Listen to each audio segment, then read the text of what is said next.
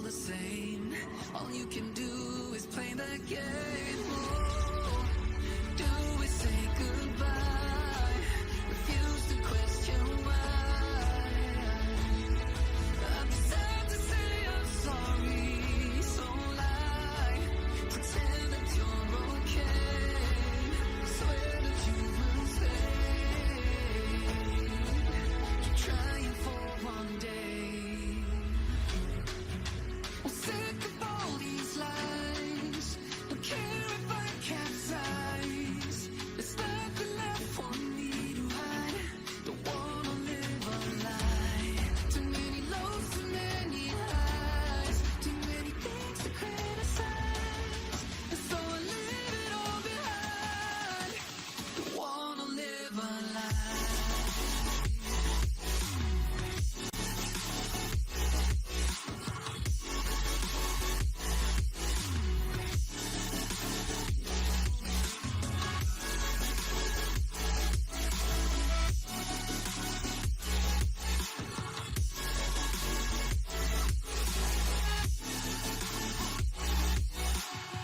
Life kept spitting at my feet and forced me down a dead-end street when all I had went up in flames, burning only dark remains.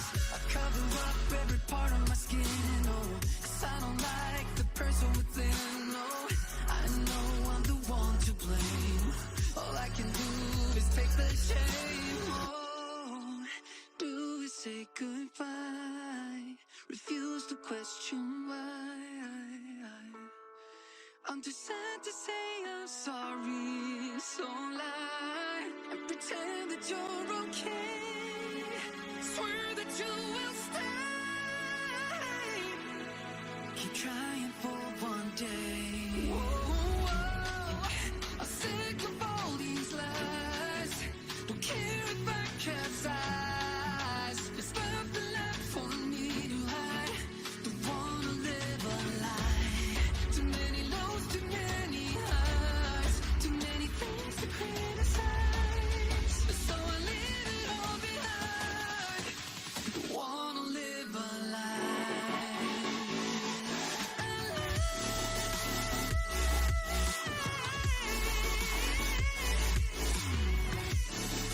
I don't wanna live a lie.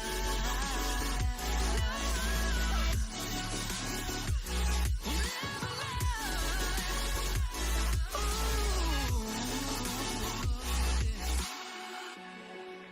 I'm sick of all these lies. Don't care if I capsize. Oh no.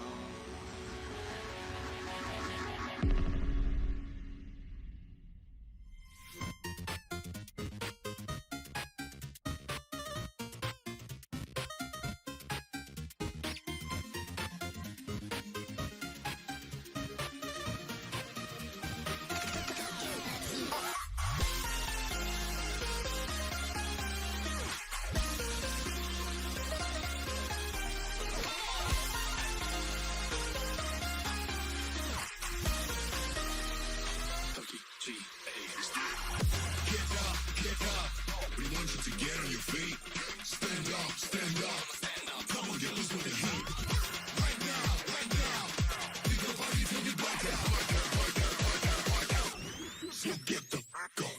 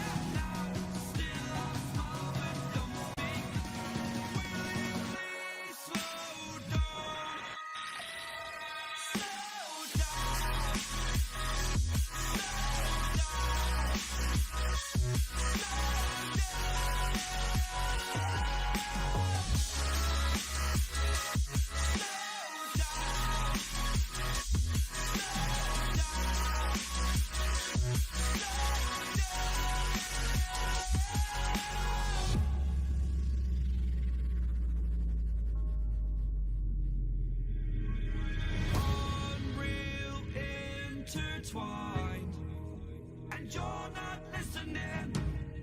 It is your choice to make a little mockery. It won't do. Further down the line, still surrendering, trying harder to forgive you. Candlelight has gone out. Some will win and some will lose. Nothing much else to say. Thought I was searching for something. Door has closed, not a sound. Take a look as I am now. Still I smile but don't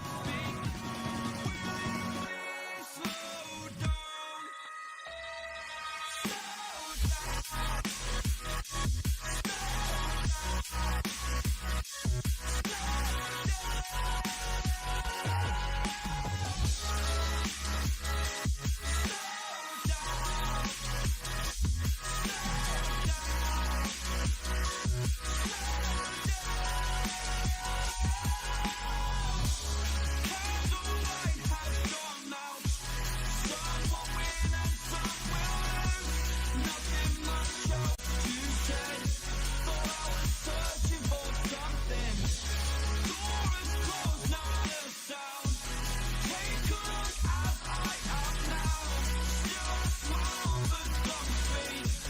Will you please slow down?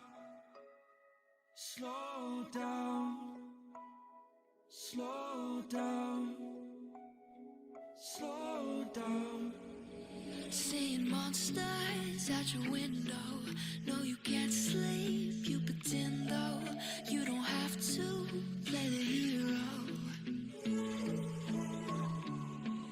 'Cause I got you like you got me. When the earth shakes, when the bombs scream, until our last breath, every heartbeat. Here of the day. Both of these squads actually have already played one series. And before we talk about anything else, let's just take a quick look at how they did, looking at the standings, because both of these teams started with a victory over their opponents.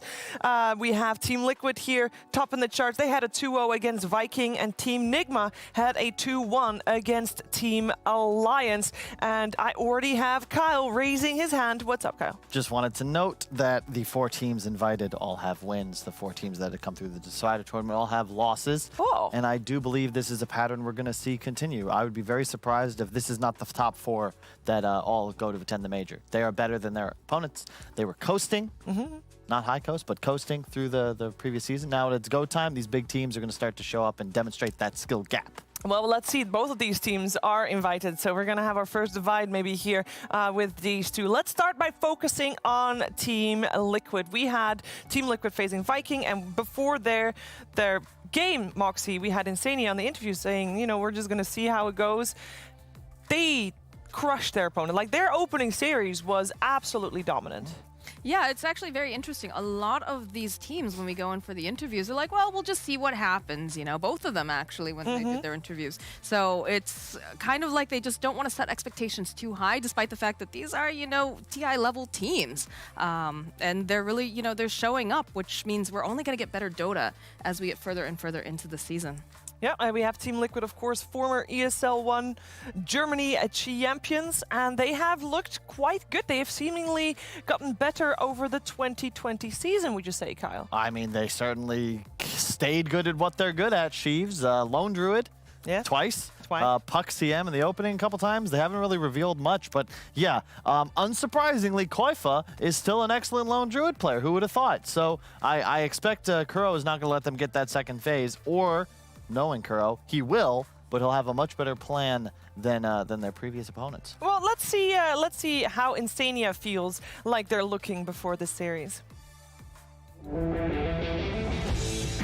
So the most interesting thing about the format of this tournament, in my opinion, isn't necessarily that it's very long, but rather that there is no playoffs. It's basically a group stage, and however you do in the group stage is going to decide how you go to the major.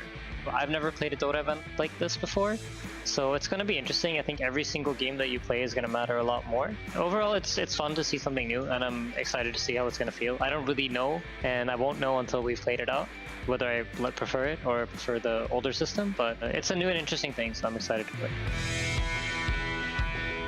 So yeah, I mean, I expect a really, really hype season. It feels like every single team that's playing in this upper division could have been a major team. So it's going to be really exciting to play, and it's going to be a really intense season, especially for us players, because everybody wants to make the major and everybody wants those sweet, sweet DPC points that are on the line. So every game's going to be tough, and it's really going to matter. Team Nigma is one of my favorite matchups. I think it's a pretty well-known fact that when we were coming up, we were studying them a lot back when they were on Liquid. It's one of the teams that I have the most fun playing against, and I always look forward to my matchups against them, and it's going to be really, really fun to play them. It's probably one of the more exciting teams, in my personal opinion at least. One of the most exciting teams to face for Insania is Team Nigma, and they have played a lot of games in 2020, and I don't know if you guys did your homework, but I will tell you that they played 33 games together, not series, games. How many do you think Team Liquid has taken, Moxie? Oh gosh, I don't know. Nigma's had kind of a little bit of a bumpy year, haven't they? Mm-hmm. Yeah. I'm gonna have you ask you both for a number and. Oh, a number. You know. So there's 33 games that they played. Yes. I'm gonna go with. We'll say that Liquid won 28 of them. What? 20. The only 5 What? taken by Nigma? I don't know. I just had me What pick a about number. you, Kyle? What do I'll you go think? with a healthy 20 For Liquid. for Liquid. 18. For Liquid. Yeah. Okay. It is a healthy 20 for Nigma, actually, which is kind of surprised me as well, because I thought Liquid did better overall of 2020. 15, 18. What? It is 13-20. I said 33 matches. I said 20 for Nigma. Math. I counted. They had a couple of best of 5 in there too. How many matches have they played? 33? 33. And what's the score? 13-20. Okay. What? Is my math off? No, you're No, fine. you're fine. Fine. I just, in my head, I was closer than I beat Moxie. Let's just leave it at that. You were 5 matches. I don't know. The way that I was Sheaver 5 set me off. up there, it sounded like it was going to be something ridiculous. No, but the reason 28 and I don't know. the reason that you're expecting, well, actually, no, Liquid, the reason you're thinking Liquid is ahead is that the last 2 tournaments that Team Liquid played in, which is, I believe, both ESL 1 Germany and Epic League after that, it was Team Liquid that eliminated Nigma from both tournaments. So they have got a little bit of a history there. And let's focus a little bit on Team Nigma, because we have seen them play. And Kyle, you're very critical about that Alliance series, that Team Nigma didn't really have to show that much because Alliance just kept trying the same thing and losing. Yeah, almost reaching the definition of insanity with their strategy in those 3 games. But I will state, the thing that got me excited about them is watching Miracle play mid. I know it's something they've gone away from. It's been mostly Weeha, but if you think about his hero pool recently, not recently I suppose, but over the last 2 years, I want to see him back on stuff like Visage, on Pugna. I remember watching him at, what was it, TI6, playing like stuff like Ursa. Like, let Miracle be the win condition and let him be mid if necessary. And if not that, let we play, you know, just Tinker, Wind Ranger, SF, like give him Arcane Blink heroes. Or just put Miracle mid. Well, we're going to find out what's going to happen there. I would like to see more Miracle mid, or I'm not sure if I would be, like, I'm not too big of a fan of Tinker. Yeah, I don't want to see Tinker in these games. I don't think anyone else really wants to see Tinker, honestly. Yeah, I understand your excitement for it, though, because we haven't seen it yet, and the potential is definitely there. I'm also curious what GH was thinking about this matchup before it happened. I don't think the qualifying teams necessarily have an edge because every team is probably warmed up from a lot of games beforehand. It gets a little warm up for the entire team, but on the other hand, it might take a lot of energy as well. So I feel like at the end of the day, the end result will be the same, whether it's a qualifying team plays a different team or whoever plays whoever. The better team will always win. It doesn't matter the format, honestly. Consistency has always been the key. Like, whatever you do, wherever you play, I mean, look at Team Secret, for example. They've been consistent for the past 9 months. They won 8 tournaments in a row, so I'd say consistency is the only thing every team is looking for.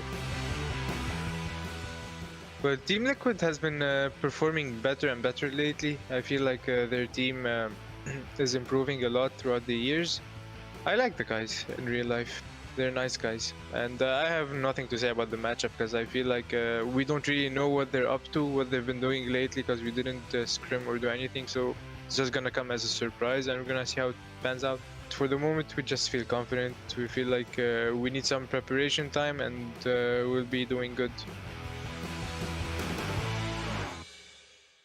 They'll be doing good, says GH. And we also heard him, of course, say last time that he feels like preparation is 95% focused on themselves, 5% on the opponent. And we'll see if that comes into play. Focusing on themselves has become a little bit more easy because I believe when we talked to Kuro, he said the team would get together for bootcamp last Friday, which is yesterday.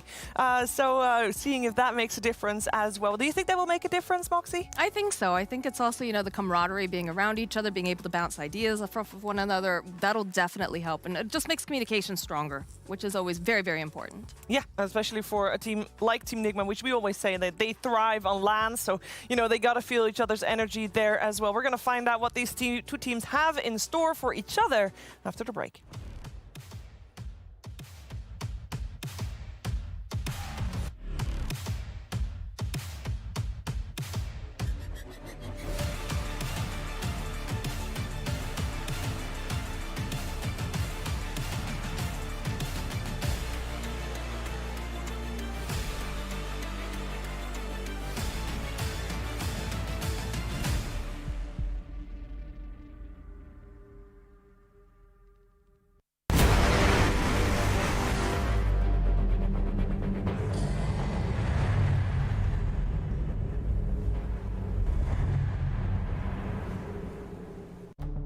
With the right CPU, you can turn any game from familiar to phenomenal.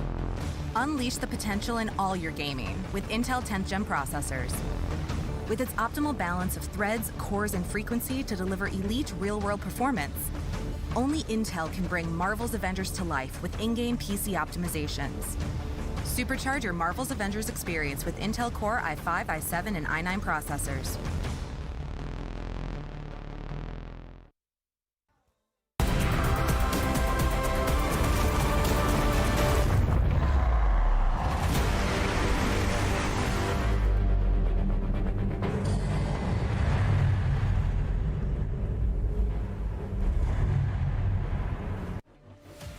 We have Team Liquid and Team Nigma ready to fight it out here in the DPC League Upper Division.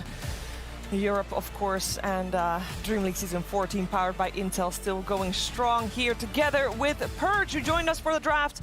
Still here, of course, with Kyle and Moxie as well. We are ready for Game 1, and we are also about ready to show you the opening of the draft between these two teams.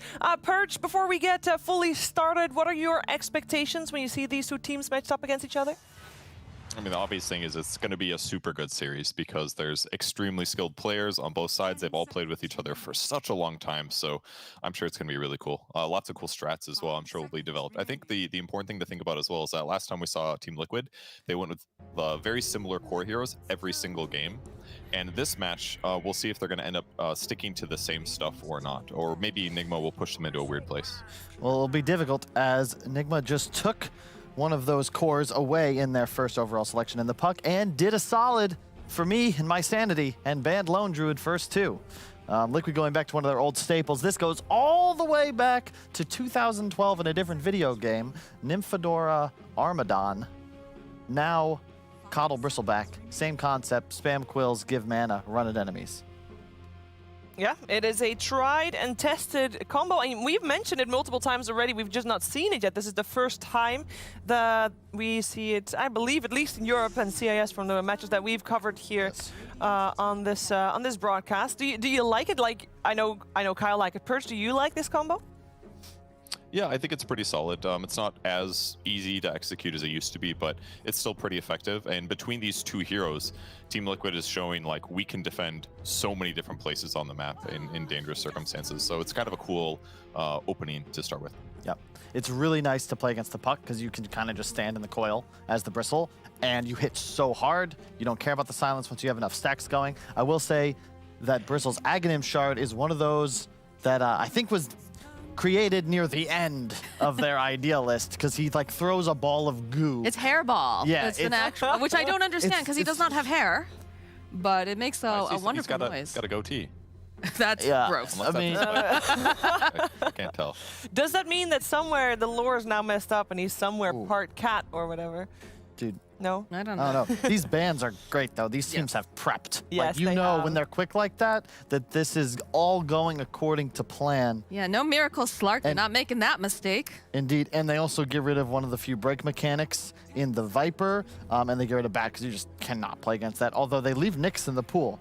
So No, Nyx is already banned. Second ban from Team Liquid. Okay, so they got rid of 2 break mechanics in Slark, which are your big counter picks to the Bristle. What is left, actually? Are there any breaks? Shadow Demon. Yeah. With eggs is about all I can think. But on the side of Team Nigma, when you have a Phoenix and a Puck, does Shadow Demon, like, is that a support you want to go for? Don't you want something with a, I don't know, a better disable, a more solid stun, for example, or get a Shadow Shaman in? Yeah, I don't think the break is like that mandatory, especially because it would be delayed until you get Ags. So if you're forcing yourself just to break the Bristle, it's probably not worth it. You can do get more offensive heroes to get more done. Win lanes harder, for example, rather than worry about break at 35 minutes or something like that. Yeah. I'm just always afraid playing against Bristle without a break because it's just a win condition at times. If he gets too fat, you just can't kill him. Is there an And easy there's solution?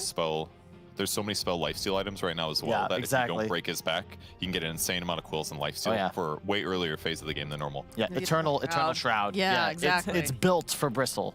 It's perfect. Is there an easy solution for getting a hero that will want to get like a Silver Edge anyway, for example? You can also just look to like match up. Like I think LC as an example is the hardest Bristle counter if you're not thinking break because you force him to face you.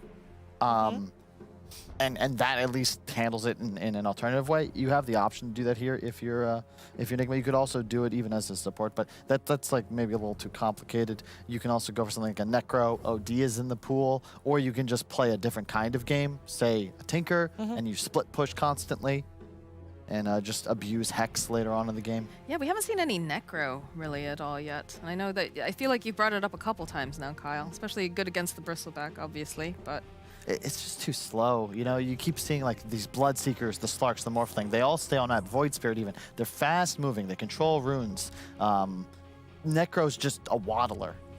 We saw Tide yesterday. That didn't feel good. Yeah, I mean, I think it's going to be a lot of movement. I think it's going to be a lot of a lot of those heroes can initiate without items, and that's not That's a the good case point. for Necro. He's like Right. 285 movement speed, so he has to slowly walk in and follow up on somebody else's damage, Yeah. which is just super situational. We're having a lot of tanky boys on the side of Team Liquid with the Dragon Knight there picked up as well. Yep. Really good with Coddle. You're somewhat slow moving, but you can bring him around the map. In addition, you counter Puck. It's been like the best hero, both, it's good in lane, good against Bloodseeker. Interesting. It'll force Liquid's heroes to stay stationary. I guess they're banging, they do have a ton of AoE damage. Just the Phoenix is kind of nice. Rupture plus Egg is always a good combination, but I am not a huge fan of Bloodseeker against the two cores of Liquid. You don't have For too what much reason? Because sustain. they're too much HP or something? Yeah, too much sustained region. Like, if you fall behind as Bloodseeker, you're just going to Rupture somebody, and they're going to stand there, and that's that. They've been playing Bloodseeker off lane so far only. Is that something that you're expecting here as well? Yeah, I think it's an MC hero. Mm-hmm. I think the last one is going to... We'll see what Miracle plays. I don't think it'll be the Puck. Liquid have the overall last pick. Who's hitting this egg is my other question, too. On the side of Liquid. It's Coddle, just buy some attack speed. Yeah. Okay. He'll deal with it, no problem. That's a joke. No worries. The BKB on Dragon I could help out, but it is going to be a concern. Part of the issue No-Tail had in that second game, the previous series, was that there were multiple BKBs. There's a jug, like Void Spirit's just leaping on top of it, so egging in a good spot was always going to be a challenge. I'm not a huge believer in Sand King, but the Liquid boy, specifically Boxy, it's one of his favorites, and I just don't know the item build on. I've been talking with Fogged about it. We saw earlier in the previous series a strategy from the summer from OG coming back with the Morph and their Spirit. During the summer, Team Liquid went for the combo of Nigma for Taiga, playing that as a position 3 with Boxy on a Sand King, being a more roaming type Sand King. Is that Good something point. that is still an option here? Could be. It's not the greatest Enigma game, and I think you need... I'd love to see something with map control. Like, you need damage follow-up. You have a lot of sustained DPS, but you'd really like a spellcaster. You want some burst. You want follow-up for the SK DK stuns, because right now you don't have that +1 to land kills on rotations. And I'm worried if you're banking on 5-on-5s, you effectively can't team fight Nigma right now if Coil Egg go down. And whoa, that is a... That's a carry Bloodseeker most likely now. And Axe, same concept as the LC. It's a good counter to the Bristle because you force him to face your allies, and it removes and negates the back armor. Ultimate egg protector as well. Yep. Nothing like some counter initiation when they go after the egg. Let's see what I the really answer like it. is. Okay. See what they There get we go. Marana. Okay. There's your egg hitter. Who's gonna play it? Okay, it is Taiga playing Sand King, so it's a 4 Sand King. And that's gonna be a 3 Marana, I'm guessing, or 3 Dragonite. Yeah, Yeah. Boxy. Boxy on the Interesting. Yeah, 3 Marana. Marana. You see the shard, do you think, on the Marana? Probably later in the game. Yeah, I mean, there's an egg hitter. They can kill egg easily. They have 2 stun setups with Dragonite and Sand King, so that's how they're going to land arrows. And all of a sudden, it makes those like stun initiators feel a lot better because of the fact that they're going to be able to follow it up with an arrow. So if they can get those combos to work, it could be really good. All right, we're going to see if we get those combos to work. Thank you so much for joining us for the Draft Purge. Kyle, 10 heroes on the board. Who's going to take the first game with the best of 3? I gotta say, I like what Kuro's cooked up. I think that they have answers. They've got better team fight. I'm not sold on Marana offlane, especially into Bloodseeker, Axe, Puck, Coil. Like, it's just a tough game. There's a Void Spirit you got to worry about too. It just feels like they're gonna have the answers, but it's it's Liquid. You never know. But they'll need to execute a lot of kills in like this sort of simplistic skirmish style, like arrow. Follow up. Okay, we'll get a tower now, and they need to be real cautious about their team fight. Bristle has to be top net worth entire game. Take the win. How about you, Max?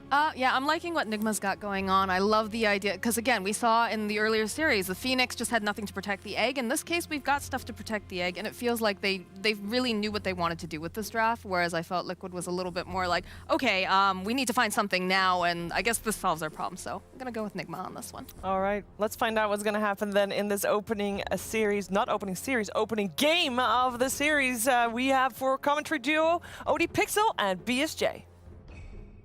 Thank you very much, Steve. Yeah, this should be a fun one for sure. Nigma up against Liquid. Brian, we've had the drafts. Quite a lot to talk about. What are you most excited to see here? I'm excited for the carry Bristle. This is a hero that I kind of theory crafted with the Eternal Shroud. I'm curious if you go it on carry, because the off-lane Bristle, it seems pretty obvious that that utility plus tankiness would be nice, but is he going to go more like the S and Y? Is he going to go more like the damage route? But I like this off-lane Mirana for specifically Liquid, because if it was any other team, I feel like I would be concerned for the same reasons Kyle is, but what they tend to do is they'll swap up like the roles of the Sand King and the Mirana, where the Sand King becomes more of the 3 and the Mirana is just for the egg, I think, later on. But here we go. Oh my goodness, yeah, we're having a full 5-on-5 here, really, with Tiger starting things off with a Burrow Strike. Bloodbright's going to be down, silencing the Sand King. Who's going to get the kill first? Tiger's getting low to the Battle Hunger. Nigma's running him down, but it's going to be Liquid that get first blood, taking down Mind Control. They do lose Tiger in return, as it's a 1-for-1. They're going to be able to get a second. Liquid, as they'll also finish off Kuro with the stacks at the Quills. As 2 kills for Liquid, just the 1 hit for Nigma, but yeah, both teams already ready to brawl, and I think we're going to see a lot of that this game, right, Brian? Both teams are going to want to be bringing the fight. Yeah, there is non-stop fight from all of these heroes. So much damage, so much control on both sides, and yeah, I think that's only a small sample of what's to come. All right, let's have a look at sort of the lane matchups they do get, as both teams sort of take a read of one another. But as you say, you know, you said you're interested to see what Mikke does with the carry Bristle. I mean, the game as a whole, do you think Nigma's drafted some good solutions to the Bristle? Have they sort of, you know, identified the fact that it would be in this sort of, you know, position 1 and have the relevant means to deal with it? Well, yeah, what I think teams are thinking with this Puck first pick is that the best way to deal with Coil is to just stand there. And these Bristle DK heroes, I think, are meant to address that, right? But I think they're kind of ignoring the fact that GH is playing Phoenix. Percent-based damage over time. If there's any hero in the game that's going to offer enough damage to bring down these strengthy, tanky cores during the Coil, it is Phoenix. So we've seen GH carry the crap out of games with it in the past, and I think he's going to be kind of the crucial factor towards it. I'm curious if they're going to try to do any synergy with the Blood Rage to amp up his damage even more, but he'll probably just be using it on himself most of the game. Yeah, for sure, and also just having this axe as the last pick was going to be very nice to get that Bristle facing the correct way so they can get the damage into his front.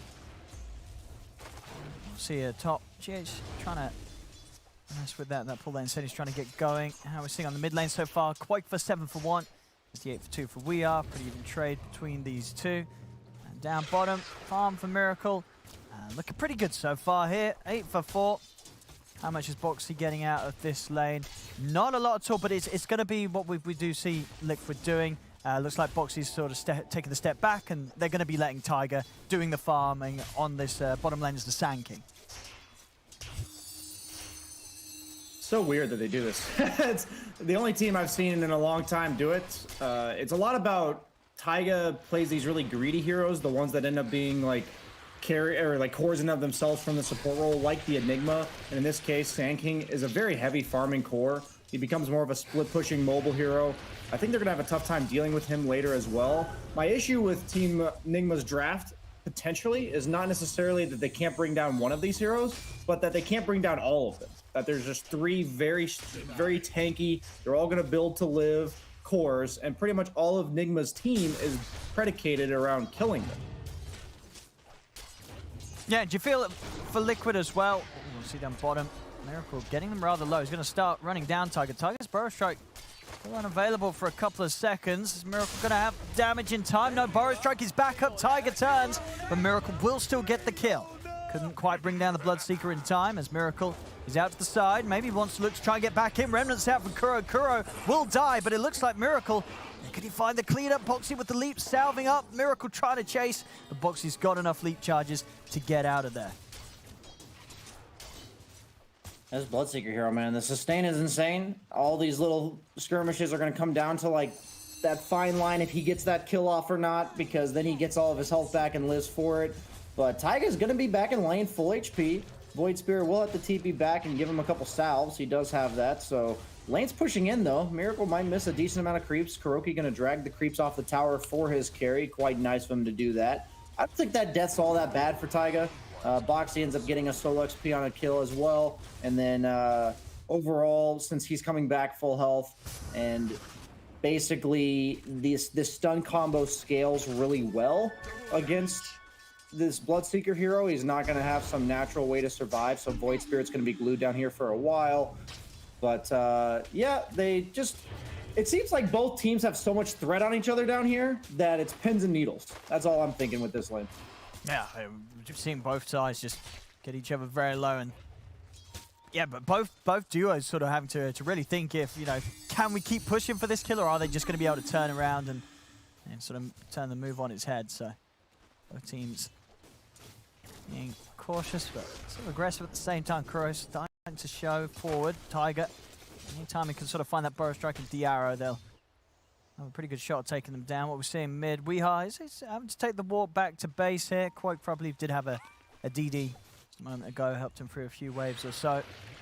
He's now 28 for 8 against the 23 for 5. So starting to come out a wave or so ahead of Weeha now that Weeha has had to spend that time heading to base. Bounty runes up. Insania is able to step in and grab it away from GH. Needs to get Insania low, but can't really go for the aggressive dive in as Mickey steps across and is able to offer that safety for Insania. So far, pretty close start across the board. Anything sort of surprising you with the way the lanes have gone down? Is there any sort of lanes that you would have imagined would have begun to look a bit more one-sided?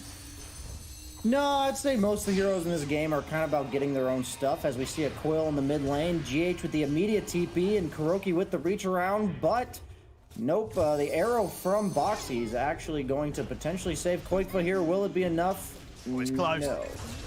GH able to lay down those nice last few Fire Spirits to secure the kill onto Koikfa. Now Boxy, he's committed in deep to try and help out, as he'll also lose his life there. So a nice attempt with the arrow follow-up onto GH, but not quite enough to kill him, and GH able to get out the dive and the spirits to make sure that Nigma still come out on top of that defense around mid, where we are setting up, and also finding himself that very lovely 6-minute regen route.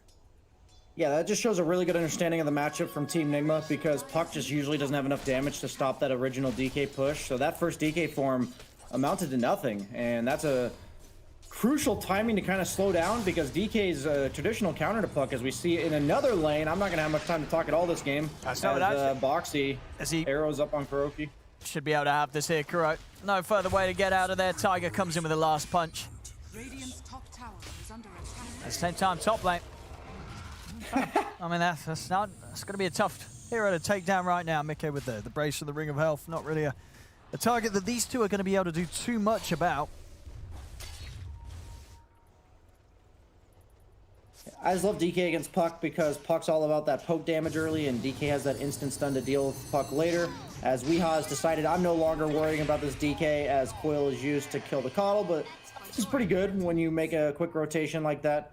And Mickey might have to be a bit fearful, but that's kind of the power of Bristleback, is that even without his support, he should be pretty tanky here, but instead this pure damage. They got him. Wow.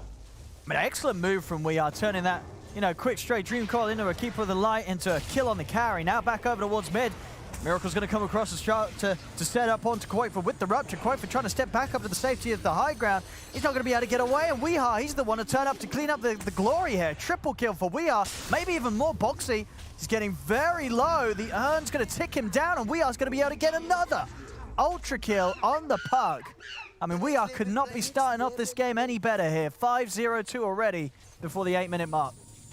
These movements are so fast from Team Nigma. This is crazy. Like, from lane to lane, I can't even keep up with it as a caster, let alone a player. This is crazy.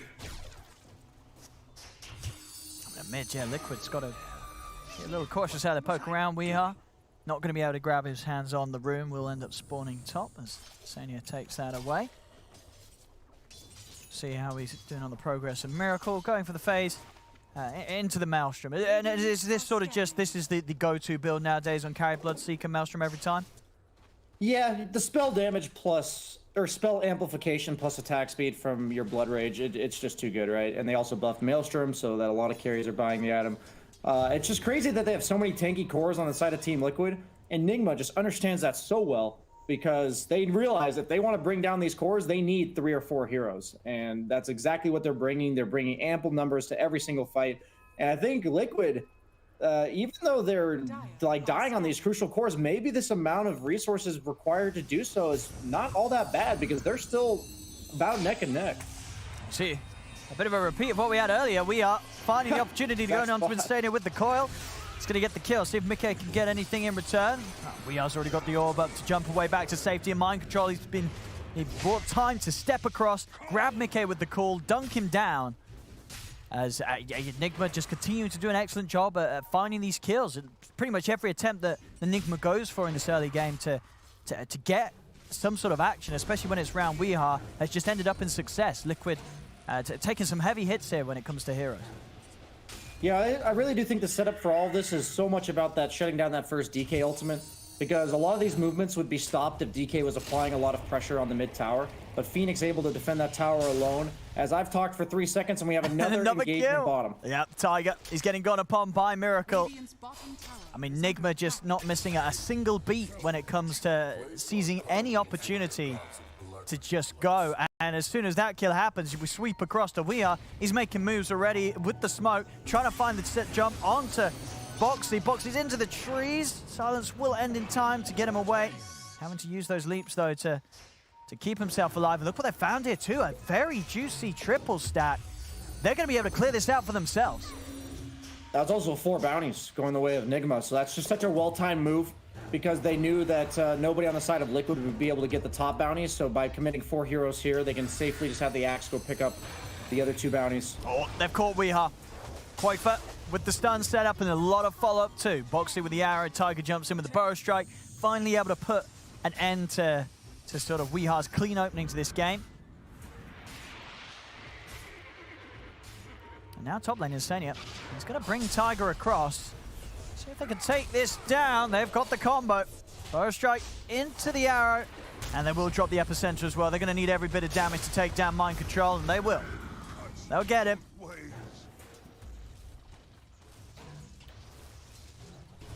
Yeah, there's so many movements from both teams. The Coddle gives global presence to a lot of these immobile heroes. Didn't really think about that just now, but that is going to help a lot of the weaknesses of the Liquid cores. Bristleback and DK can be able to farm other parts of the map if they need to be recalled to fights anyways, to kind of counteract the mobility from the Puck and the Void Spear and the Phoenix. See mid once again. Weehar, Dreamcore's back up, looking to try and pounce. This focus around mid, though, causing continued space for Miracle to keep farming down bottom. Still only 1k gold in it, as Mickey still the man at the top this game on his Bristle, keeping himself level with that of Miracle. But yeah, 11 for 7, despite the leading kills, still is very, very close right now. Nobody getting massively held behind. And looking at some of the items that we're going to have coming out soon, Tiger, he's about a creep away from the Blink Dagger. So a big component of Liquid's fight that's going to enable them to just sort of start this chain stun that they do have between the Sand King, DK, and Mirana. And will certainly make Weehar's life a little bit difficult. As we saw last time, he gets caught out by 1 stun. He's pretty much done for. Not a lot that his team can do to save him if he gets initiated upon. Yeah, neither team really has any saves. They're all just a bunch of stuns and a bunch of damage. Mickey looks like he's going to be going for the hood immediately after the Vanguard, so he's going all about the tank. He's also got the Fairy's Trinket. I love this item on so many heroes, and on Bristleback, no different. Most of his damage coming out from the Quills, and it is considered a spell, so 5% spell amp on that's not bad at all. I wonder if he'll rush the Eternal Shroud, or if he maybe goes back for kind of like the hood into another item, back into the Eternal Shroud. What sort of options would you sort of consider if you were the carry Bristle here, rather than, as you say, going all the way for the completed Internal Shroud? Are you just sort of building S and Y, anything else that you can sort of get to help you out damage-wise? Or do you think that he can afford to just build fully for the tank and rely on the rest of his team to sort of get the kills around him? I think that S and Y would probably be the only reasonable item, but now that S and Y no longer gives spell lifesteal amp, it used to give that. I think it's not as good with the Eternal Shroud. even though that didn't used to exist. But you know, it used to be synergy with any hero that wanted to sustain. I think his damage items will come out later, and I also think his damage comes out of his like natural scaling, the level 20 talent for the Quill's damage, the level 25 talent for his right click damage. I'm just honestly, I don't think I've ever been more relieved by a pause, because I haven't had a second to catch my breath. There's so much going on. What's going on in this game? No, it's great to see as well from these two teams. It's just something a little bit different. I feel like we've had a lot of games today and yesterday as well, really, where you could sort of look at it from really the end of the draft and sort of say, well, this game's going to be very hard for this team. This game, it seems pretty even, right? Both teams, very comfortable lineups for themselves, and this opening 12 minutes, it couldn't have been any closer. We see a Mirana ulti. Maybe looking to make something happen top. They have caught ultimate if they need to recall somebody else.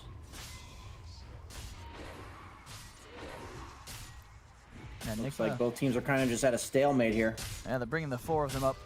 Mind control not quite having the blink dagger, very close to. Tiger, of course, his is just about to be delivered on the courier. He's actually going to get gun on before he can really do anything about it. Backup's coming in, but he's been held in position by the call. Does get the burrow strike out, but the dunk's there from Mind Control to finish off the job. Liquid bringing in the numbers. There's the opening stun onto Weeha. They get the trade. Can they get more? Mick ain't quite for trying to chase. Kuro still with a dissimulate left available, and with the rest of his team ready to back up. GH is in the middle of it all, gets the egg off. Are they able to take it down? They're trying their best. Boxy and Mickey, they'll be able to do it. The Supernova comes to an end, but Boxy loses his life for it. 2 for 2. Mickey still fighting fit though. He's got a lot of mana, a lot of HP to work with as he runs down Mind Control, cleans up a third. As Liquid will be able to push back Nigma, come out on top.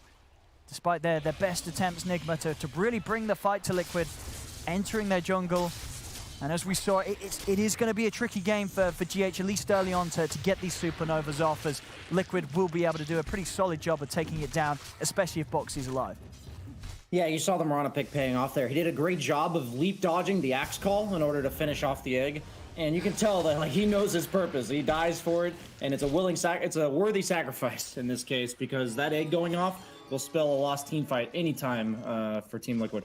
Yeah, and you can really sort of respect why Liquid did get it for that alone, right? You don't really sort of matter about if you've got lackings elsewhere. It's very much worth to draft a pick to counter GH's Phoenix because of how great of a game you're just sort of used to seeing GH have on his Phoenix multiple times, right? It's probably one of the best Phoenixes in the game, so very much worth a pick just to guarantee you can take down his eggs. Yeah, I think what makes these drafts so even from these tier 1 teams whenever I watch them is that every pick has a response. You don't see an egg that doesn't get dealt with. You don't see some pushing hero that they can't bring down. Yeah. You don't see tanky heroes they don't have enough damage.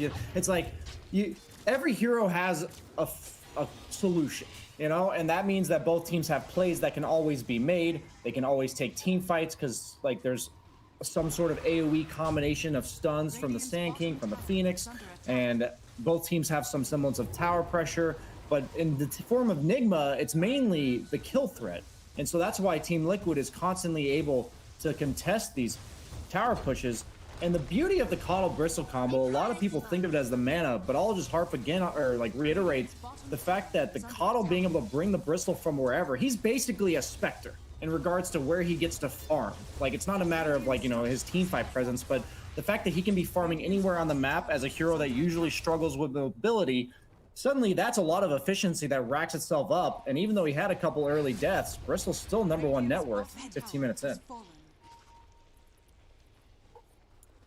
I see the Moonlight popped in. They're going to be able to catch wind of Kuro doing this warding job. And now they'll be able to take his life for it. Nicely done there, as Insania immediately able to remove that vision. Very well prepared Moonlight Shadow to catch such vital information. Top lane Mind Control. Gonna go for the jump in onto Tiger. Follow up from Miracle, and we are throwing everything down onto the Sand King, making sure the Tiger doesn't get a chance to throw anything out in return. Underneath the tower, Mind Control is going to get caught out though. He'll be the one to to lose his life in return. Can they catch anything else? They can. An attempted TP out from Miracle, put to a stop by the Burrow Strike. He's trying to run, but the Solar Bind slowing him down as Miracle will also pay with his life. As Liquid, they hold the defense. And Tiger's buyback secures them that setup and that catch onto Miracle. I think that's definitely a worth. Yeah, it looks like he is going for the S&Y on Bristle. It is a very feels-good item on the hero, and it's nice against Axe. Really, the only way to deal with Call is to just make the Call last less amount of time.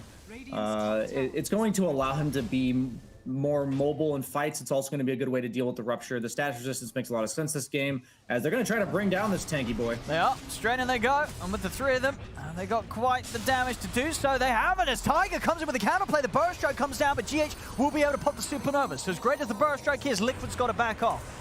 They'll get themselves outside of the range of the stun. Mind control, he's in with a blink, catches Tiger, dragging him back over towards Weehaw. Follow-up silence, Tiger's down for a very extended duration, of course, off the back of his buyback. Bo3 trying to reinitiate as he jumps forward with the setup onto Mind Control. The blast is there from the Illuminate. Kuro's got to get out of it. Quaifa, Refire's attempted, but it assimilates in to dodge it. Kuro's into the trees, Quaifa still searching. The arrow, Bo3, he hits it, bang on target. As Liquid, they may have lost Tiger, but again, happy to bring the brawl back to Nigma. They get 2 kills in return. Weehaw continue to poke at the side. He's got the Dream Coil. He's going to look to take out Insania with it, and he'll get it. He really does not like Insania. I'm pretty sure that's 5 out of 6 coils that are only on Insania.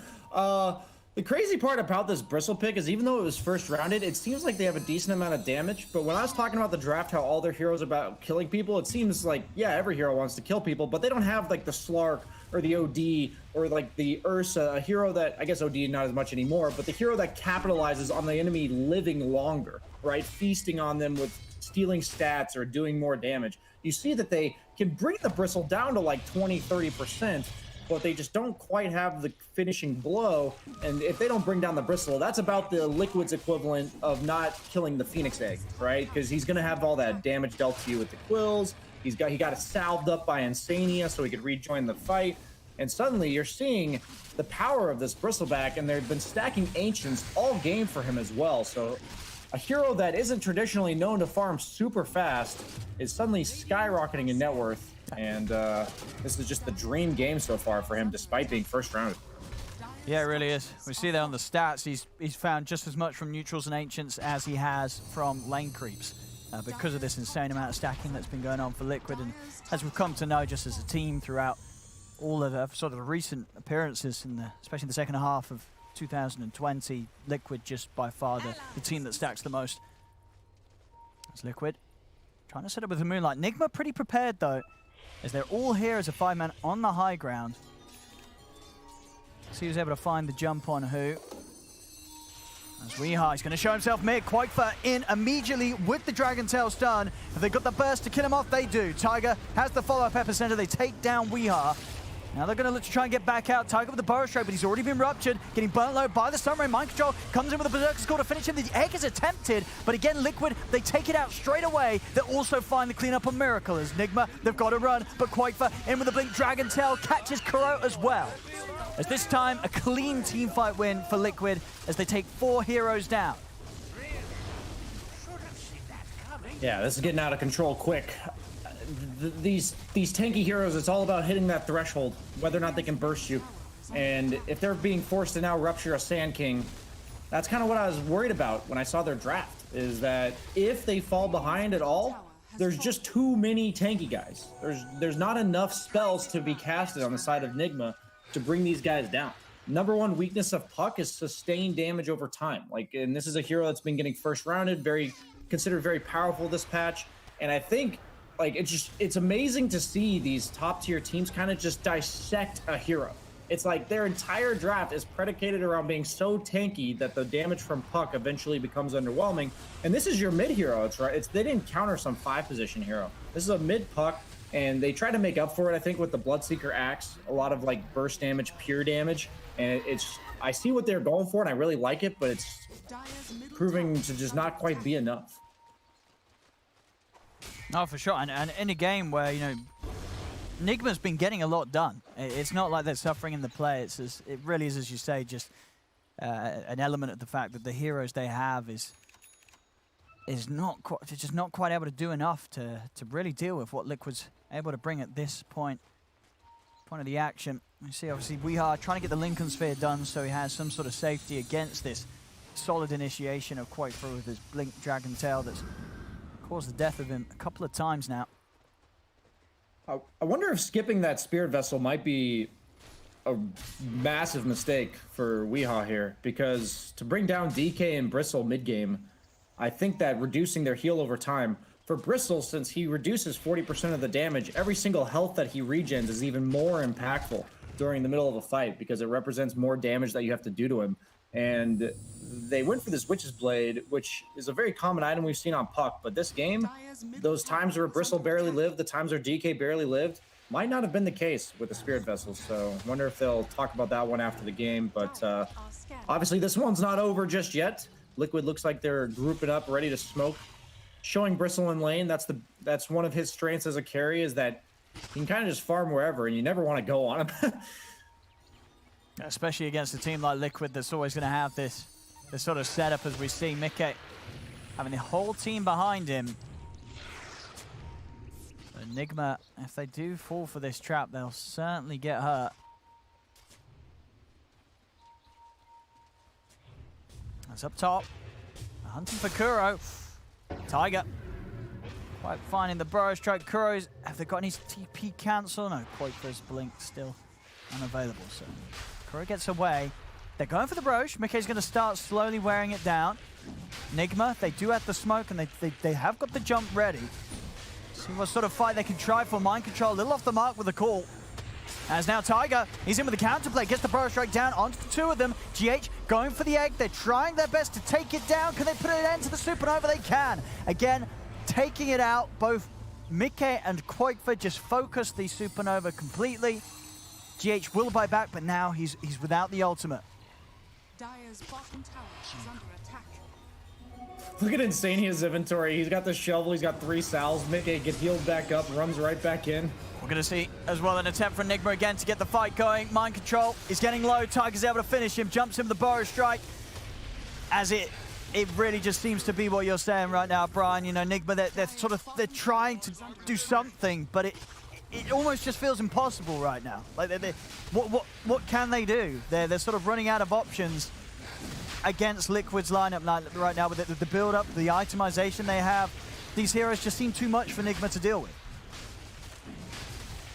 I think one of the worst feelings in Dota is playing a hero like Axe, Bloodseeker, or Puck and having a guy that just walks into you and you just like can't do anything. You're supposed, like, these heroes are meant to just burst somebody. They're meant to be a threat. You're supposed to be afraid of them. You're supposed to be worried about your positioning at all times against heroes like this.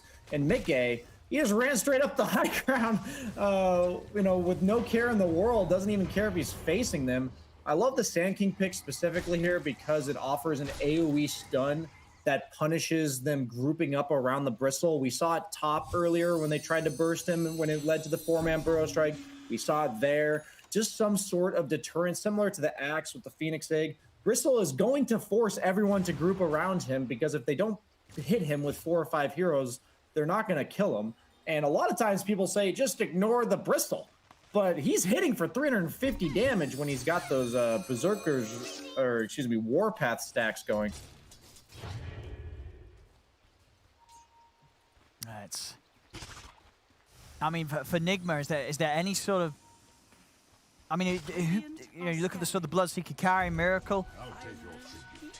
I mean, he just needs so many items, right? At what sort of point does this Bloodseeker become a threat for the heroes of Liquid? I mean, top lane, Weehaw is trying to push out a lane.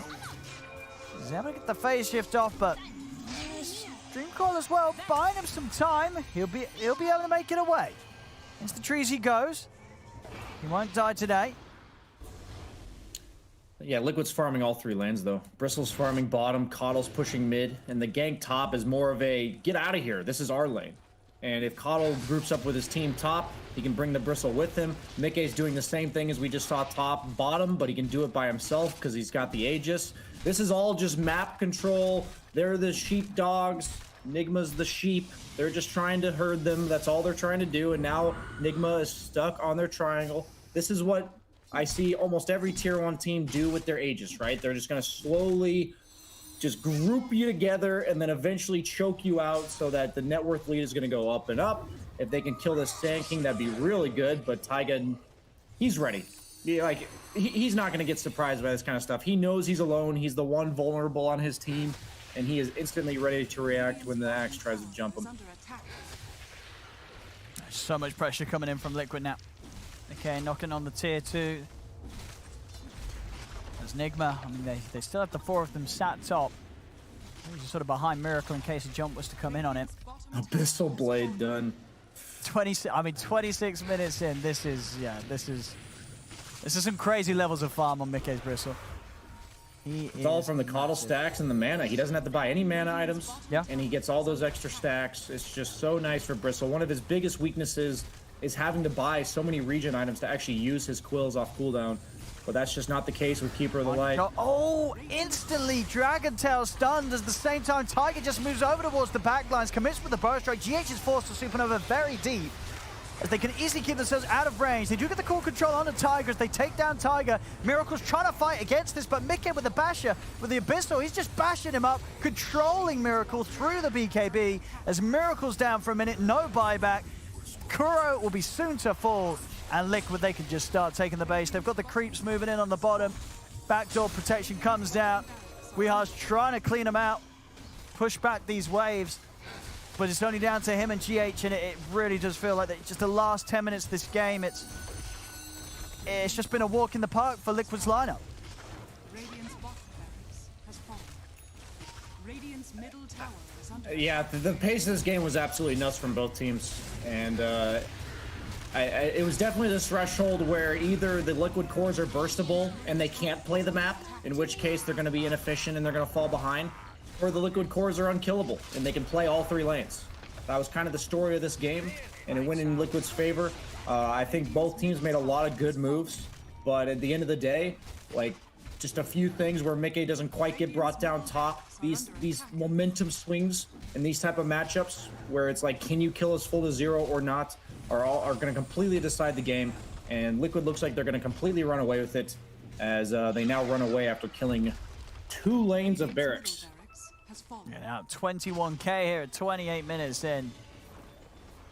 I mean, because the thing is, when you sort of look at the game now, like, how one-sided was the draft? Like, so what could have played out differently for Nigma to have not got to this point against Liquid? I don't think it's like a one-sided draft. If you look at the net worth, it's not like this. Oh, okay, they don't even give us a second here. Oh, Taiga, he's up on the cliff. They're starting to burn him down with the Stone Ray. Kuro's already dead to the side. Gets it on the back lines. Coil down onto Bo3. GH popping the egg. Taiga's still stuck. He's slowly burning up on this cliff, so they will get Taiga. And meanwhile, Mickey, he's got himself a DD, and he kills off Weehar. Weehar's gone. Yeah, if you look at the net worth charts, this game was completely even at 15 minutes. Yeah. They've accrued all of this 22k net worth lead in the last 13 minutes. So it's just a matter of those mid-game skirmishes where it's who comes out on top. Like, that was all it was. Because the thing is, once you kill Bristle like 2 or 3 times in the mid-game, it becomes easier and easier to kill him. And same with Dragon Knight. But if you struggle to kill them, it becomes even more and more difficult to kill them. And that's exactly what you're seeing in the net worth charts, as well as the way this game's played out. As Nigma, I like how they're giving their final stand here. They're not going to go down without a fight. Yeah, let's try it. Miracle. Oh, his BKB ends as he walks into the arrow. No, he's dead for sure. As he runs straight into it, takes it head first. The arrow from Bo3 as he's down and out. Quaker just killing them outside of the fountain, as there's no defense that Nigma can put together here. Liquid is still going to close up this game 1, and they'll do so. GG is called. And Liquid, as you say, just...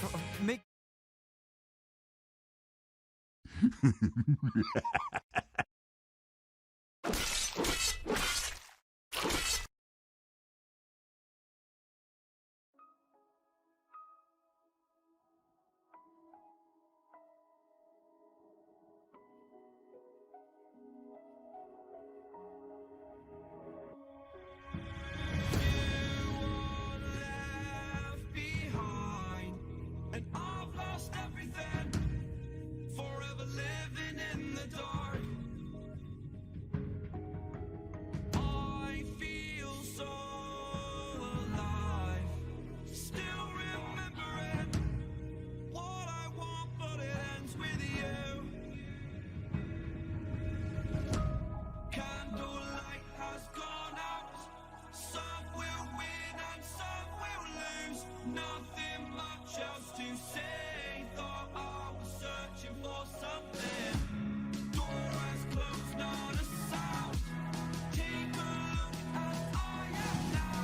Still I smile but don't speak. Will you please slow down? Slow down.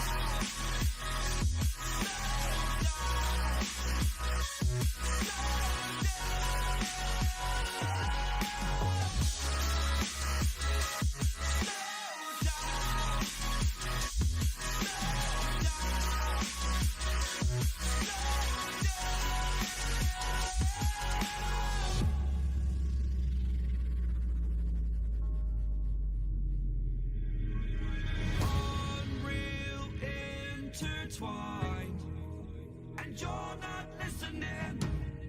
It is your choice to make a little mockery, it won't do. Further down the line, still surrendering, trying harder to forgive you. Candlelight has gone out. Some will win and some will lose. Nothing much else to say. Thought I was searching for something. Door has closed, not a sound. Take a look as I am now. Still I smile but don't speak. Will you please slow down? Slow down.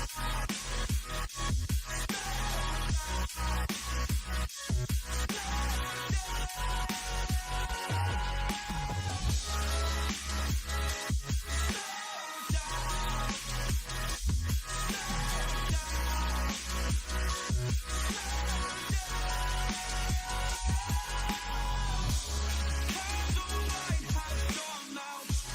Some will win and some will lose. Nothing much else to say.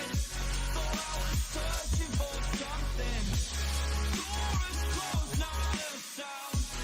Take a look as I am now. Still a smile but don't speak. Will you please slow down? Slow down. Slow down. Slow down. Seeing monsters out your window. No, you can't sleep. You pretend though you don't have to play the hero. 'Cause I got you like you got me. When the earth shakes, when the bombs scream, until our last breath, every heartbeat.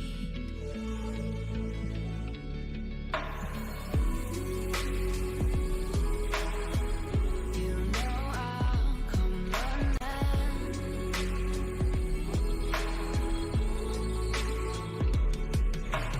You go to war, then I'm going with you. Pick up my sword, yeah, there's nothing I won't do. When you tell me you learn, when the chaos is rising, leading the charge, yeah, I'm coming, I'm fighting. Swear on the break that I'll breathe. I'll never retreat, yeah, I'll be your army.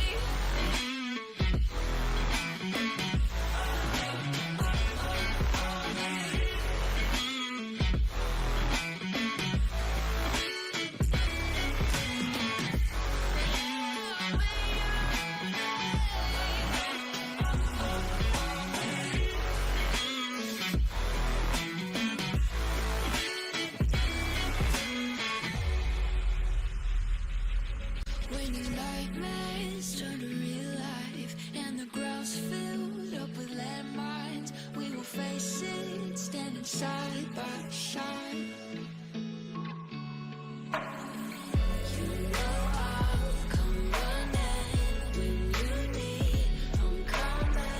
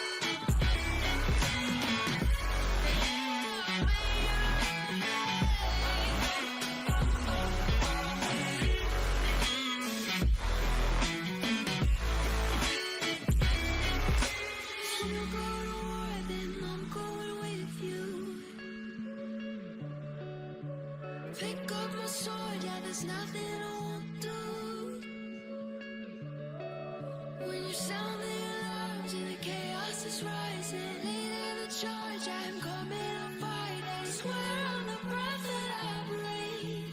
I'll never You know, you had all these stuns to set up for the arrows. Just the way that Liquid moved together was absolutely phenomenal. Oh, there's the bro arrow too. The one that he caught. He's like, I'll do it for you, bro. But at that point, the writing was kind of on the wall. Like that. 20 to 30 in kills for about a 30-minute game. That's like kill and a half per game. I can't do math, Kyle. Why are you, EU math. why are you asking him though? I That's not the don't person. I love watching Liquid play nowadays. They are one of the few teams that have stuck together, like through thick and thin. Going back to the misclick gyro. Shout out to Insania, back at TI, and it's so nice to watch them play so well. Like they, Boxy specifically said, like, I'm not a huge believer in the Mirana, but he hit arrows. Like he was doing a good job to ensure that they were used for kills. The team rotated really well around the map, and they just kind of abused Coddle and just pace. As Shiver said, what was it? How many kills per minute? A lot. Loads. Very many kills. Many kills. Yeah. Yes. I hope that our NA analyst has something to break down, because I think he'll have his numbers right. I would think Purge has his numbers right. Let's find out what he has to say about this game. Hey guys, in the early game, Nigma had incredible pace going around the map, getting lots of kills, and you can easily see that here in the Puck's net worth. He's way above everybody else because he had been doing such a good job. He has like 5-0 and 2 at this point, but I think who actually turned the tide of this battle was Boxy here. Got a stack here at the 9-minute mark, moved to the top lane. You can see some stuff's going on. Heroes are dying, comes back, puts a ward down to help protect these Ancients that that his opponents are going to end up clearing. They rotate into the area. He's going to spot this and does take some damage, but very wisely jukes to the left here and is able to leap away and stay alive. So this is where his really sick play comes into account. Because there's so many good stacks here, of course Nigma is going to stay and clear these here.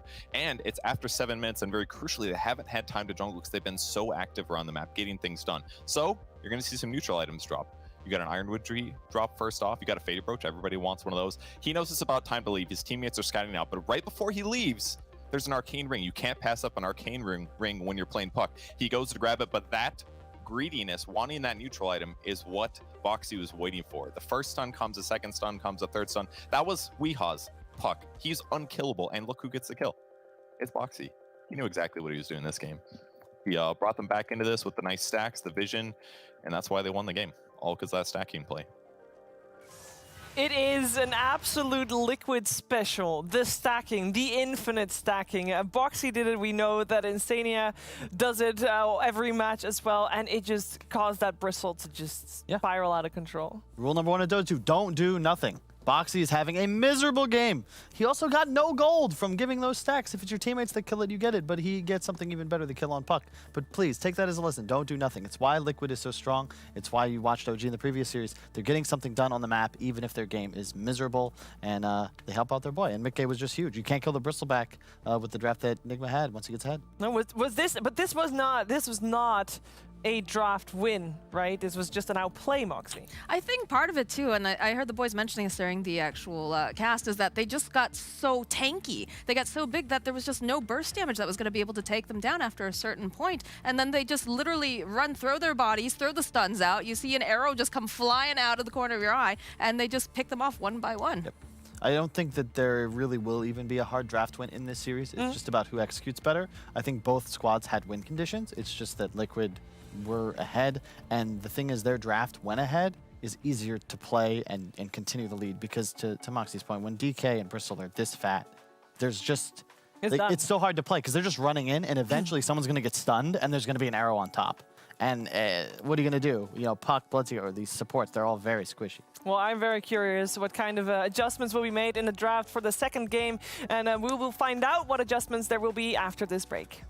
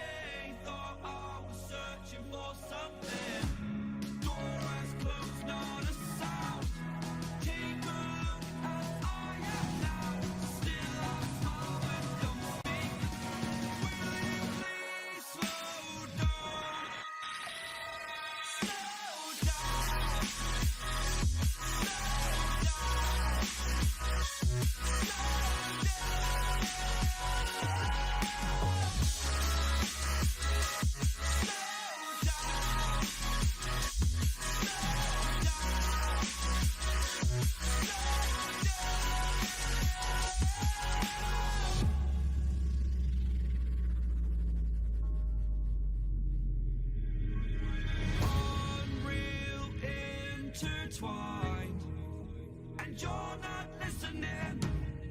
It is your choice to make a little mockery, it won't do. Further down the line, still surrendering, trying harder to forgive you. Candlelight has gone out. Some will win and some will lose. Nothing much else to say. Thought I was searching for something. Door has closed, not a sound. Take a look as I am now. Still I smile but don't speak. Will you please slow down?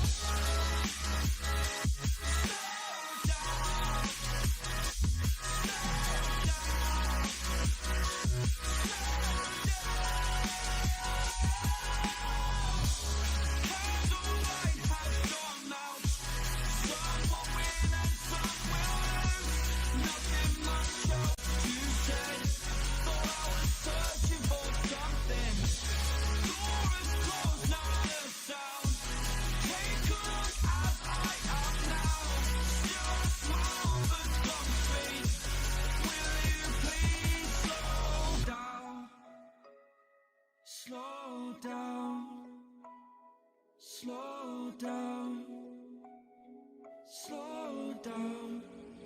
Seeing monsters out your window. No, you can't sleep, you pretend though. You don't have to play the hero. 'Cause I got you like you got me. When the earth shakes, when the bombs scream, until our last breath, every heartbeat.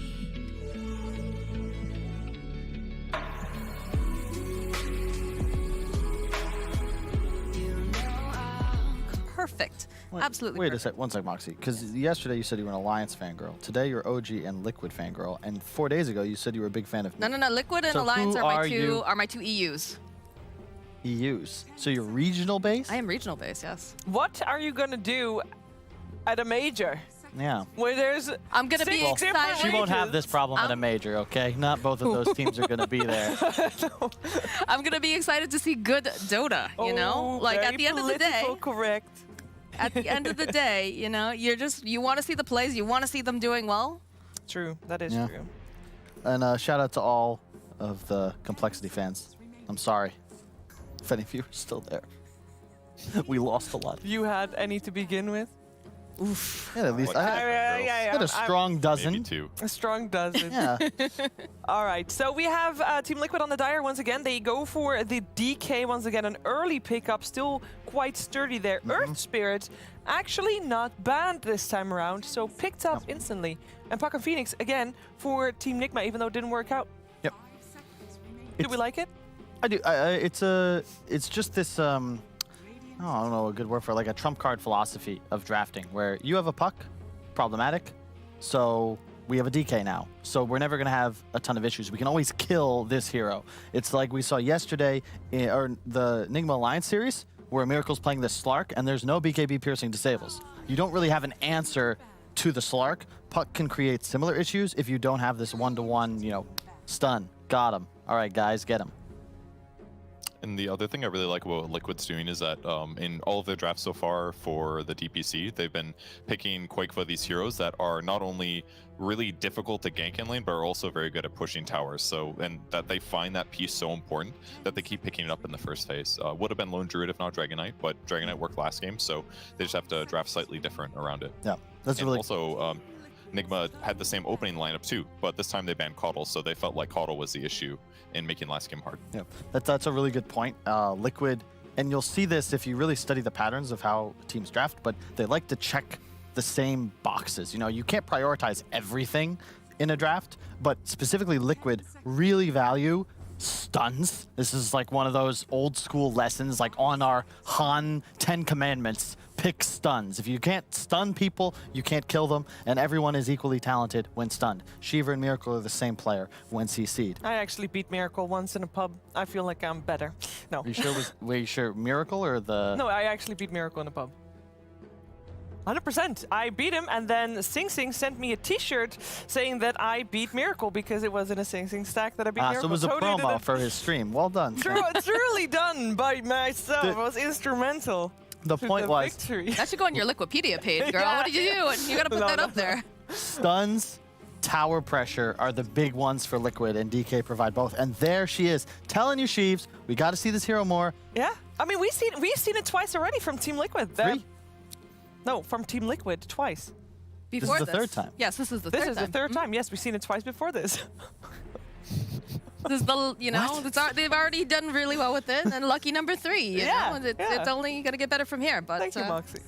I got you. I got you. Thank you. I'm actually curious. With the DK, I felt like the DK was super instrumental to help set up for those arrows coming out for Boxy in the initiation with the blink that he had. Is Mirana still on the table here? I think Now so. we have Earth Spirit and Crystal Maiden, because Mirana was played a little bit more as a 4, I guess. Yeah, it's definitely one of the better egg killers. With the fact that they have only DK for the stun right now, like the fact that they had 2 setup stuns made it definitely a stronger pick. Because if there's just like one guy that sets up stuns really well, it doesn't always work as easily because Mirana's not always going to be around that one guy. So I wouldn't necessarily rush into it, but definitely is on the table.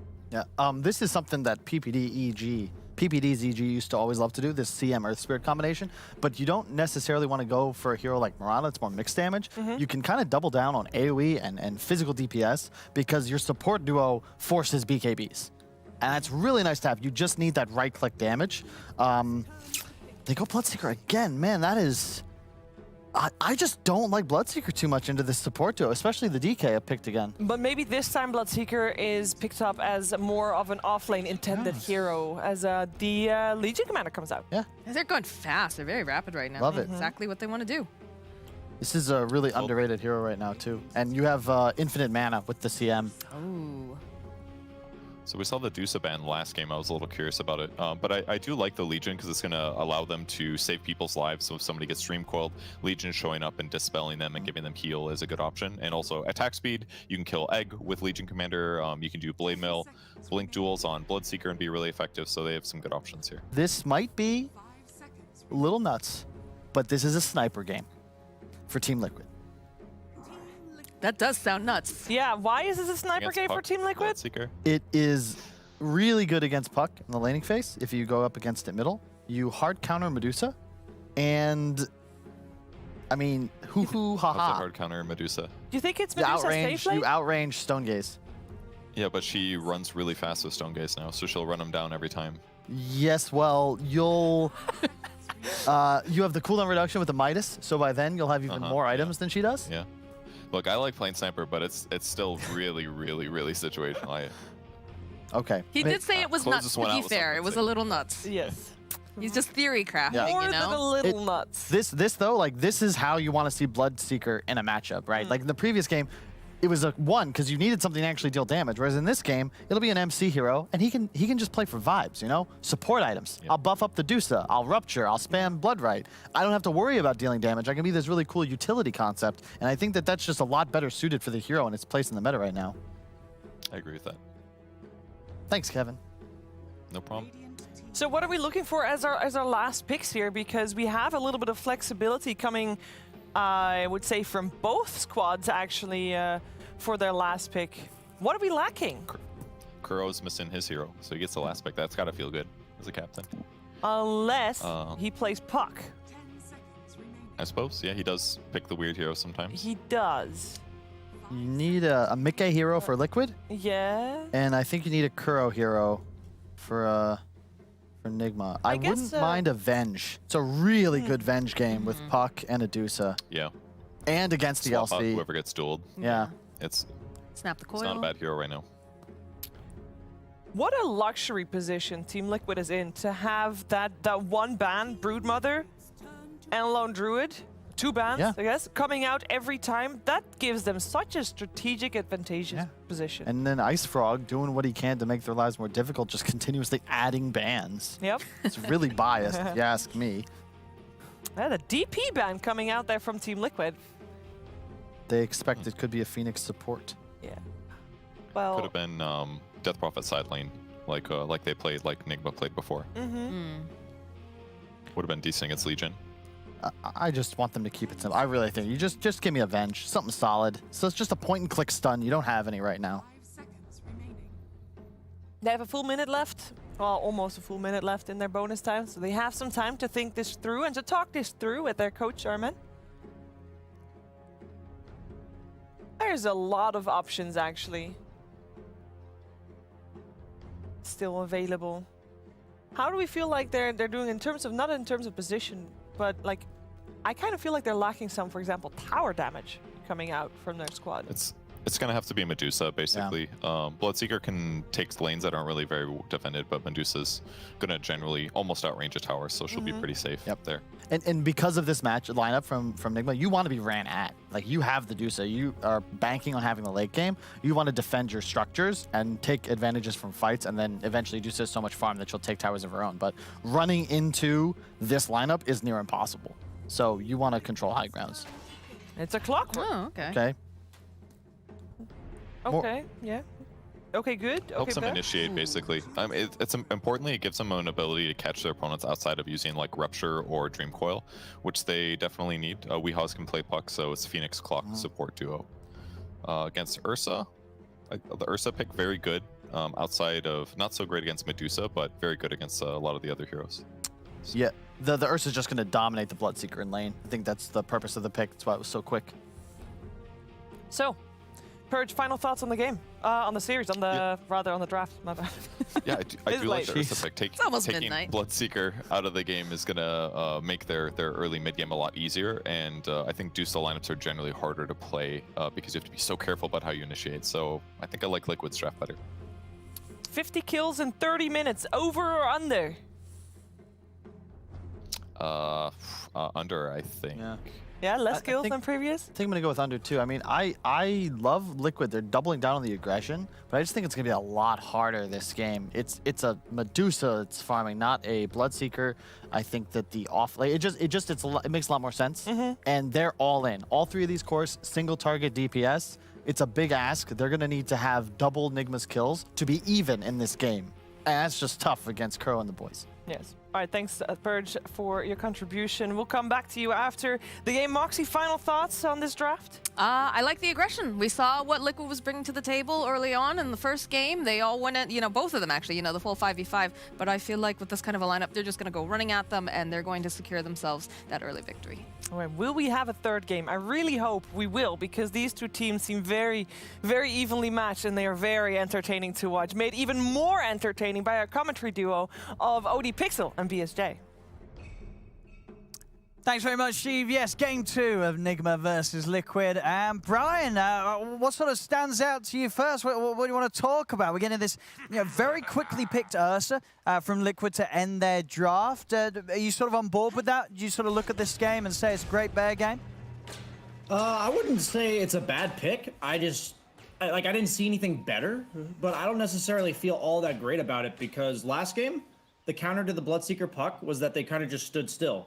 Ursa, on the other hand, has to actually run around in the fight, and if they throw all their spells on him and force him to use his BKB and ultimate defensively, he's suddenly not nearly the threat and tanky hero that he's meant to be. I think Medusa makes their entire game plan very difficult. 4 of their 5 heroes have to be point blank range in order to do any damage, and Medusa, I think, counters that as a whole. And they have to go on the Medusa eventually, and the rest of Nigma's lineup is just so good at what Kyle would call peel. You're forcing them off of the Medusa with the Clockwork Hook and the Cogs, the Phoenix Egg, the Puck Coil. I really like Nigma's draft. I personally think it's a heavy out draft for Nigma. Okay. I'm not really sure how it's going to play out because I don't play heroes like Medusa myself. But on paper, I would be scared to play Ursa in this game. But yet I see what they're going for. It's good against Bloodseeker in lane. It's good against the Egg in the mid game. So I like what they're thinking, but I do think Nigma has the upper hand. I mean, that's the thing as well, right? Is that this top lane, as you say, sure, the Bloodseeker's melee, Mikke's going to have that advantage being an Ursa against him, but you're against this Bloodseeker and the Phoenix, right? And this Phoenix isn't going to be too much fun for the Ursa to lane against, surely.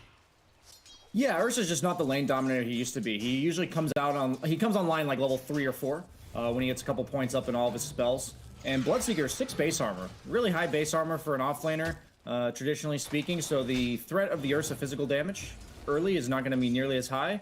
And he also has decent sustain, and the Phoenix, like you said, the Fire Spirits can be super annoying because Ursa might have to put a point or two up in the Overpower, which means he has less points in the Earth Shock for the slow. Yeah, I don't think this lane's nearly as bad for mind control as Kyle painted it to be. Okay, and then Mima's sort of down on the bottom lane. Are Liquid going to be able to put much pressure onto Miracle here as this Deucer, or are you able to farm pretty safely down here? Yeah, I thought they were going to pick something like Ogre last pick for Nigma, but Clockwork does a similar job. His whole job is just say, get away from my Medusa, right? He's going to walk in front of you, threaten with the Battery Assault, and I don't think they can really do anything to Miracle here. They're both melee. They have to go through a Clockwork. Kuroki's always going to position himself properly. Just look at him. He's just running at the Legion. Boxy's actually getting completely zoned as Miracle's just free farming down here. So I really like the idea that Miracle has to solo carry this game. Like, I think his hero is much more built than last game to do just that. As you say, Kuro doing a great job of just running Boxy down and causing him to have to make the move all the way back to his tower. Top lane Mikke is looking for GH. He's going to have another shock in a second. GH just hits level 2 and is able to dive back out to safety. Mikke not quite able to finish him off yet. It's going to be interesting. Oh, Miracle. He's sort of ended himself up underneath that tower here. Tiger trying to do the best with the body blocks, but Kuro will come across, cogs out onto the 2 of them. Miracle's able to safely sit back and survive again, still having an abundance of mana to rely on for his shield. And yeah, just gonna be interesting what Miracle builds on the Medusa. We did see a Medusa the other day. Went for 2 of the Falcon Blades into the S&Y. So that is definitely one way to play the hero in this patch. We'll see which way Miracle wants to do it this game. I'm curious if he does the same thing. The Falcon Blade seems really nice for the mana regen as well as the health. It's just so value on Medusa, but I don't know if you need 2 of them. So I'm kind of that's the only sample size I have thus far. But I'm not like sold on it completely yet. No, because I can. Other than that, like what sort of other items are you looking on the Medusa? Is this another hero that you still feel happy getting a Maelstrom early on to just sort of speed up your game? I'm of the opinion he probably just needs to build to live. Just buy efficient stat items like a Manta and a Scotty. Yep. And basically just say, my team's going to do the rest of the damage for me. Bloodseeker Phoenix, I don't think damage is going to be an issue. I think it's more so that as long as Liquid can't kill him before all of his teammates' damage goes off, then he's good to go. Obviously mid there, Tiger. Trying to have a bit of a looking onto Weeha, but won't quite be able to set up completely. Bottom. Boxy now with the levels, level 3, can do a bit of a better job of turning and trading back with Kuro. Relying on those 2 points at the moment on Courage to give him the sustain to do so. Mid lane Weeha is completely out of regen. 4-minute rune's coming up. He's going to chance it for the bottom rune, and he's going to get very fortunate too. Gets the refill, and it's an arcane. So some lovely power rune there for Weeha. And on the side, only really that bottom lane where Boxy's a little behind. I look at sort of the top lane. Things are going pretty evenly. There's no one else really getting completely bullied out of this early stage of the game. Mid. Yeah, I like the Taiga's move here. I think him going top is really good because he can't really help pressure the Dusa, and so in that case, just let Boxy just be Boxy down here, and he's allowing the Ursa to get solo, like basically free farm up here because mind control feels scared to walk up.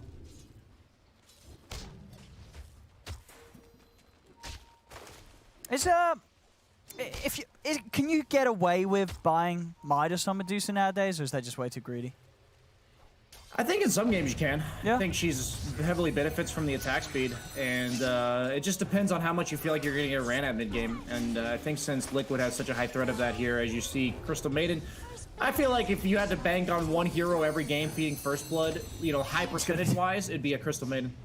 Might have a chance getting Mickey as well, getting clipped by the edge of the Blood Bright. That's going to get the speed for Mind Control to keep chasing with Weeha, and at the same time down bottom, Kuro. There's two of them, Kuro and Miracle, are able to run down Boxy. Kills across the map here for Nigma, and again, you know, Weeha making the same sort of moves that he was doing in that last game, where he really was off to just a brilliant start with his early rotations on the puck, and we're seeing that yet again here. He's still getting aggressive top. He's about a creep away from hitting level 6. Insania very low. He's trying to pop a salve Insania, but Weeha's going to be able to finish it off. The setup's there for Mind Control to get the kill with the Blood Right, and now Weeha, he's level 6, so he can look to get even more out of this. Turns over towards Tiger. They're going to get another out of this. It really is, again, just the opening 8 minutes we saw, you know, Weeha get an ultra kill in the last game. Already here at the 6 minutes, 2-0-2. He got so much done there with that move up to top. I think in this patch, it's really hard to play carry. I think it's really hard to be survivable as carry.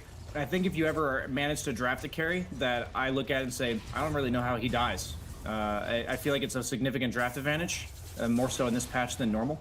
And I just look at this last pick Ursa, and what made me so hesitant about it was that I'm so scared of his... He can't, like, farm from 10 to 15 minutes. Like, he's going to get ran at. He's constantly under threat. Puck actually deals with you very well super early game, and I don't feel like they can reciprocate that pressure onto this Medusa. I think the Clockwork last pick was great. You saw it bottom, and exactly what it was meant to accomplish when Miracle got kicked under tower. But here, they're looking to make something happen. Liquid is not okay with the status quo of this game, and they are going to try to basically ensure this Ursa's safety top so that he can have some space to farm. It's going to be spotted. GH breaks the smoke. Yeah, out completely. So unlikely that Tiger and Sony can get the angle they want. Look who's chasing. Weeha's already moving back up here. 4 seconds to Dream Coil. No hesitation. As soon as the ult's up, Weeha's in position to put on the pressure. Mickey has hit the 6. See, he's going to pop it early here to break the coil. Make sure that he deters Nigma from trying to dive in underneath the tower. It's just so nice to play Dusa here, because usually as a carry, you're like quote-unquote AFK, right? But he's actually able to defend mid-tower. So that is super nice, because he frees up his puck to do whatever Weeha wants on the map. And you see here, he's pressuring the Ursa, while Medusa's just defending mid-tower and farming. You just have to compare the lives of these two carries, the two heroes that are meant to win the game for their team.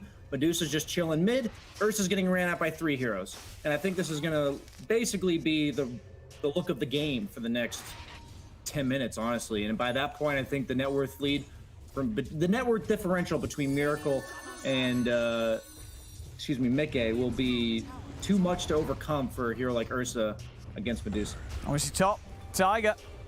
The rest of Liquid, they sort of bailed out of this top lane. Tiger tried to stick around to at least soak up the XP, but Nigma not going to let that happen. There's another kills found out that top lane. I think that top lane is going to be completely abandoned now from Liquid. Very surprised if we see them try and put any hero up here.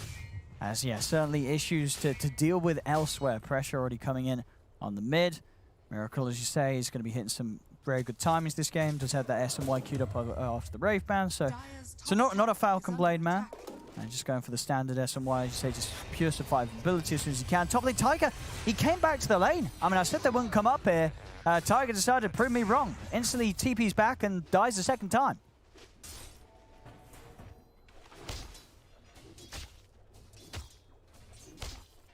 I actually don't know how Liquid wins this game. I actually don't know how they win this game. I feel like it's already over. That's how I view it. And the beauty of this is I love how teams will do whatever they can to win the game. Like, they're just going to figure out some way. Like, if we can win the game, what's, the one iteration, according to Dr. Strange here, that results in our victory. And right now, it looks like Liquid is just going to try to hit their timings. DK, I think, is going to be the backbone of their comeback here. Maybe that early bit of tower pressure, maybe catch them out with that early blink dagger. Because right now, Taiga's only level 4. Legion Commander doesn't really have a clear dual target. It's hard to get on top of the puck. Medusa's going to be playing super safe on the map. Phoenix, Clock, these are very hard heroes to duel. And Weeha, you just feel so content on Weeha here, running around the map, being a nuisance. Because in the meantime, your Medusa's farming. Kuro's in. He's able to pick up the bounty room. Weeha is trying to jump off to the side. He should still fall, though. Good start. As they get one. Turn over towards Kuro, but an instant TP away, he'll make it. Something found, at least for Liquid, as Mickey gets the kill onto Weeha. Dive in on the mid. GH looking for Tiger. Tiger, let's cover the TP out. Not quite enough damage to take him down before, so Tiger will escape. Quoifer TPing straight back into the mid, trying to do his best to limit the amount of pressure that Miracle can put onto this tower, but Miracle's got the backup of GH, and Miracle doesn't seem to want to go anywhere as he's sticking around, trying to finish off the tower. Popping the Stone Gaze as well to try and secure the last hit, but they have the fortification up, so Nigma will have to retreat. Liquid at least will be able to hold and can take that away from them if they want to do so. It is now in the deny range.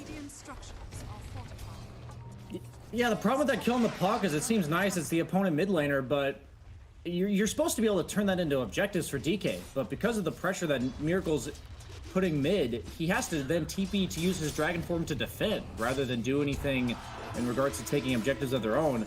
And Mind Control, he might be in some trouble top. Taiga is level 6. Roll into the duel here, most likely. We've got the control, and Bo3 able to lock him down, secure that damage bonus. Bottom lane, Mickey will find the tower and eye. He's taking away some of this potential gold that Nigma could have cleaned up. Mid, Quakefoot just continues to try and do his best to hold them back, but Kuro is able to get the angle. Comes in from the side with a hook shot. They're going to pop the egg, make sure that they have enough magical damage to take this, but they still might not actually have the number there. As Bo3 is able to come in with the heal, allow Quakefoot to step away out of the cogs and ensure that he doesn't get caught out by the Supernova stun. So will manage to live.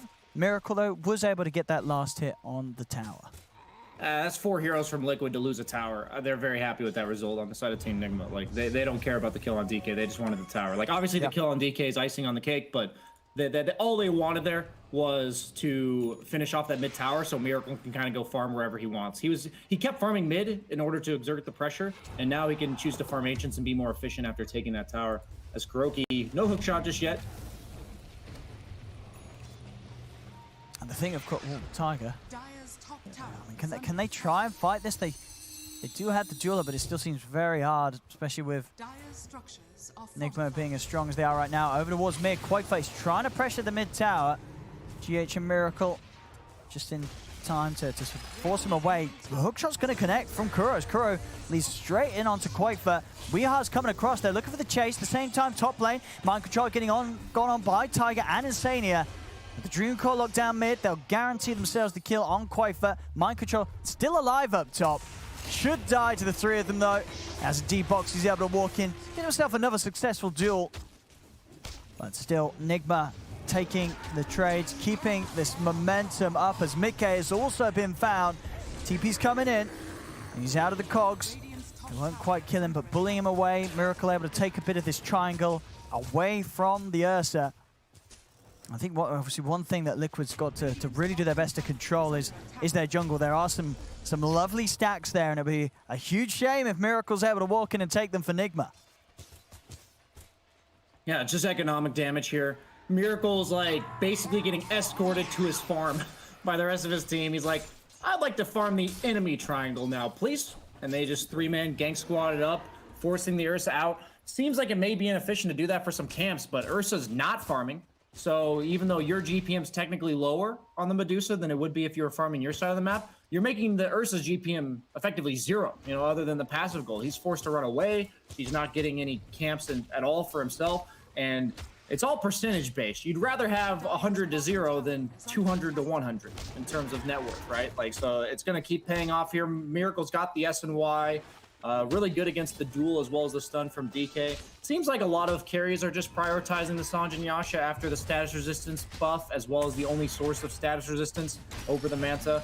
Kuroki just scouting here. After they take that tier 1 tower, the map is their oyster for Team Nigma. They have the puck farming bottom, Miracle's farming jungle around mid, and the rest of the 3 of them are kind of just poking and prodding the rest of Team Liquid to annoy them and cause them to basically always be on the back foot.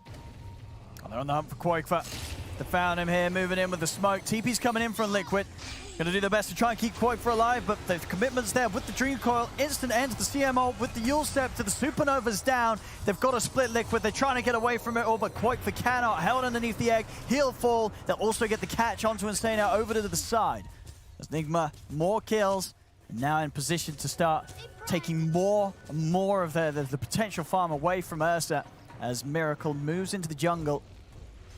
And will just keep his farm quite a step ahead that of Mickey. A bit of catch-up will occur now. You know, Mickey, he has at least got the Battle Fury complete, but still a long way to go to match the pace that Miracle's farming at mid. More kills for Miracle to get involved in. Steps across, claims the life for Tiger. Reha also spawning out Bo3 to the side, but no Coil quite back up yet, so don't have that immediate catch. But this is some, you know, early aggression now. What, 15 minutes in, you're stepping up with this Medusa to these tier 2s. And Koifa sort of trapped in the trees here. They're in with a hook shot. Cox over to the side. Mickey's been silenced. He's going to get the chance to get the ult off. He's got to run. He's got to step right out of it, but he's been ruptured. Miracle's able to move in. They're trying their best with the silence and the duel to lock down Miracle, but he's just too tanky at this stage. They don't have the damage to kill him. Mickey ends up dying inside the base as We Are dives in for him, picks up another as Insania is also going to go down, as it just seems to be too much. 16 minutes in, 14-3, 7k lead, and Nigma's lineup, that they can just sort of go wherever they want with this Medusa, and it's hard to see what Liquid can do to stop this.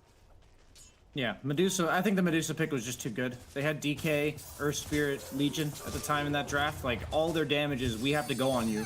And it's similar to last game where Nigma relied on going on them, and they just didn't have to move on the side of Team Liquid in game 1. It's like the opposite here. Medusa just, you saw there, he gets dueled up, he's in the middle of everything, and Miracle's just like, okay, I was gonna be attacking you guys anyways, I guess I'll just keep attacking. And the rest of his team just cleaning up the Ursa in the back. Ursa had to use all of his like ultimate survivability tools just to live, which means he can't dish out the damage because he's no longer confident in terms of his own survivability.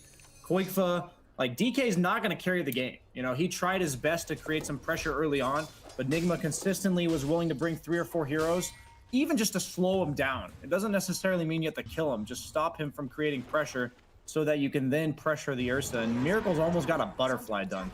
Ursa overpower, it used to not count attacks when you missed, but now it does. He's got the level 10, 15% evasion talent, plus the butterfly coming out for Miracle.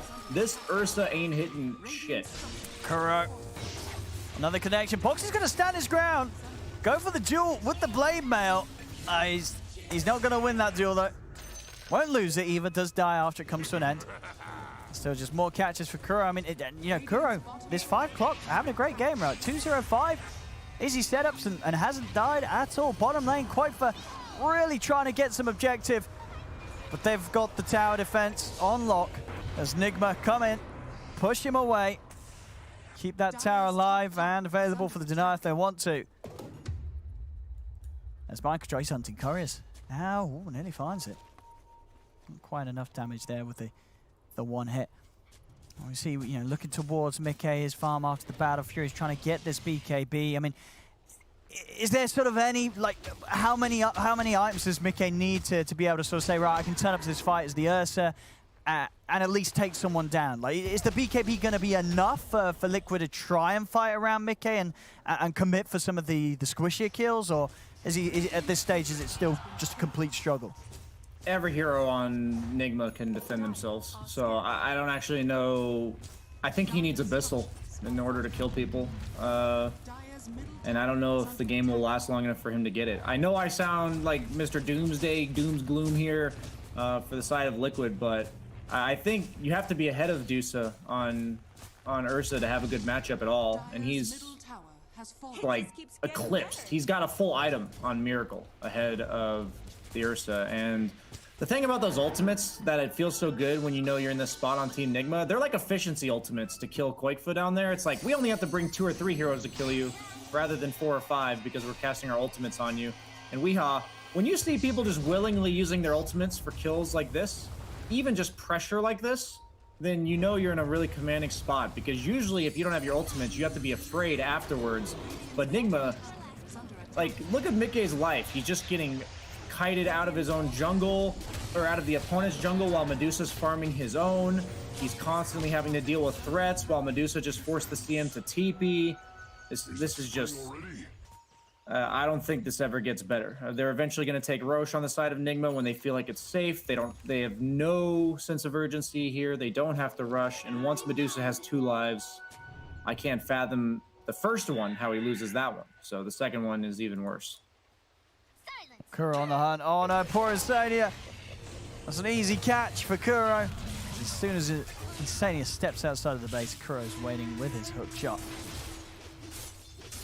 Boxy nearly the blink, but definite sort of just scrambling for Liquid's heroes to get any sort of item up. 11k down, 19 for 3. Nigma just hitting perfectly hard, and as you say, something that you felt, this is well, pretty much what you expected from seeing these drafts, this sort of pace, or is this more severe than you expected, or less so? I'm not gonna act like I'm some oracle. I just have played Ursa in a similar situation, where I didn't really know, unless I had a really good start, how the game would, how I would be able to carry the game. And so when I see these drafts, I just thought their timing was really fragile. So if they didn't hit it, it was gonna be a nightmare. That was kind of how I thought about it. And since they were able to get a couple kills on Ursa early, they really slowed down that Battle Fury timing. Medusa got all the space in the world, and now I feel like the script has already written itself. And here's the Roche coming out. I didn't even mention, Kyle mentioned it during the draft, but he now has the Blood Rage buff as well to amp up his damage. They do catch the Phoenix though, no buyback. Not a bad start at all to a fight if they can keep this going into anything more. Successful duel from Boxy. Boxy, he's got to try and dance up the Ancients. Won't manage to do so. Let's top playing Weeheart. He's going to start playing around with Tiger. And the coil to be dropped. Take the kills anywhere around, as he knows it's not necessary to win a fight to have the ult. And they'll still get the space, despite the effort from Boxy. And Tiger to push them away from the pit. For them to get back in, finish this off, get themselves that Aegis secured. And of course, looking at the gold just a step closer to what really is going to be one of the fastest Skadi's after Butterfly and Medusa build-up. We saw already this was the fastest Butterfly timing from Medusa on this patch from Miracle. And the rest of the items are going to just continue to fly out at a very, very similar pace. Yeah, it looks like he's wrapping up his build with the Daedalus. If he does get that far, he basically says, I'm unkillable, now I kill all of you. That's the natural progression for heroes like Medusa. Stat yourself up, and then make yourself unignorable.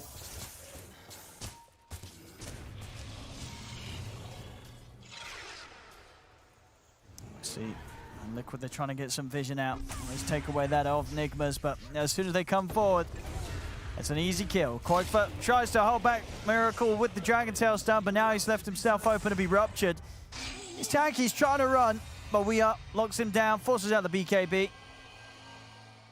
Koifa will at least keep his life intact, but now without a BKB and down bottom, Kuro is on the hunt for Boxy. Boxy trying to stand his ground. Pots the blade mail and the duel, but Kuro, he'll be happy to take the +20 on this. I'll kill you again. Yeah, I feel like this is hunting season, and Liquid are just a bunch of deer running around the map, trying to just have eat some grass or something, you know? They're just trying to live their lives. And meanwhile, Nigma is just kind of having their way with it. This is just a slaughter, man. I don't know. It really is. I mean, we sort of saw in game one, Liquid spiral out of control in the second half. This has just been Nigma spiraling out of control pretty much from minute one. This game, I mean, those first few moves from Weeheart up to the top, crushing the lane of Mickey, just really sort of set the gears in motion, and Liquid just haven't been able to put a stop to it at all. We're 24 minutes in, they have this Miracle Medusa knocking at their base, SMY, Butterfly, Skadi, and Aegis. Just an incredible amount of strength that they have to sit behind here, Nigma. And Liquid, they can't really even get round to the backlines. They're maybe looking for an angle here with this smoke. They're able to get the duel out onto Weeheart. They do get the kill. Hook shots in. Insania getting a good position for the ult. But now GH swoops across, drops down the egg. Miracle just pops the stone gaze, and suddenly the fight comes to an abrupt end for Liquid. They're trying to retreat, but they cannot get quite far out of there. as Mickey will try and stand his ground against mind control. Tiger's rolling away.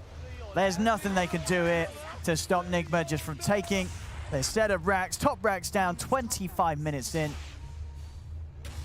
As Kuro and mind control, they are low. I mean, Tiger might get some kills off the back of this.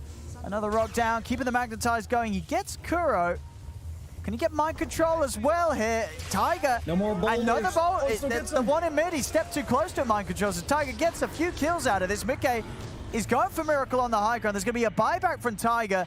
Miracle, of course, still with that Aegis, so they'll have to go for him twice. But there's no Weehara on mind control to help him out. It's Tiger looking for the angle. Boxy. He's able to find the duel. They get the Aegis. Can they do it a second time, though? It looks like they're not going to chance it. So a little bit of action there for Liquid. Kind of sort of the only kind of fight that they've managed to get something out of in this whole game. But of course, damage still very much done with that top lane taken completely away from them. And again, even with those kills, nothing really that can be done off the back of them. They scan him. They know Mickey's here. They've got him. Kuro's in. Mickey, he has got BKB ult and TP. He's actually going to stand his ground. And that will allow him to lose his life. Even with the Enrage, unlikely to be able to TP out in time when you consider the amount of right-click that the Miracle's doing right now. Yeah, Liquid actually played that fight really well. They went on the Medusa with the Earth Spear just to silence him so that the Medusa wouldn't be able to protect his teammates with the Stone Gaze. But even then, like, they're just down by 15,000 net worth going into that fight, and even more afterwards. You just can't overcome this differential when the enemy team just has so much team fight, raw damage. In no way do you outscale them. It's just, the writing's on the wall, and looks like they're gonna play it out though, and I respect that. Always worth to play through those final extra minutes, give you more time to think about what you're going to do coming into game 3. Which is usually I say give the enemy team a chance to throw, but pretty hard to throw with Medusa. You kind of just stand there hitting things. It's similar to last game though, right? Both teams had a hero that just becomes unkillable. And it becomes really hard. It's pretty impossible to play the game. Like, no matter, Kyle talked about the skill level of people is all equal when they're stunned. I would say it's also looks about equal when there's a hero you just can't kill. Because who cares how many abilities you land if the guy just doesn't move? And again, the Blood Rage is crazy. Able to take these buildings with no answer from Liquid. Kuro even went for Drum, so if the Blood Rage attack speed wasn't enough, we'll just give him another 45.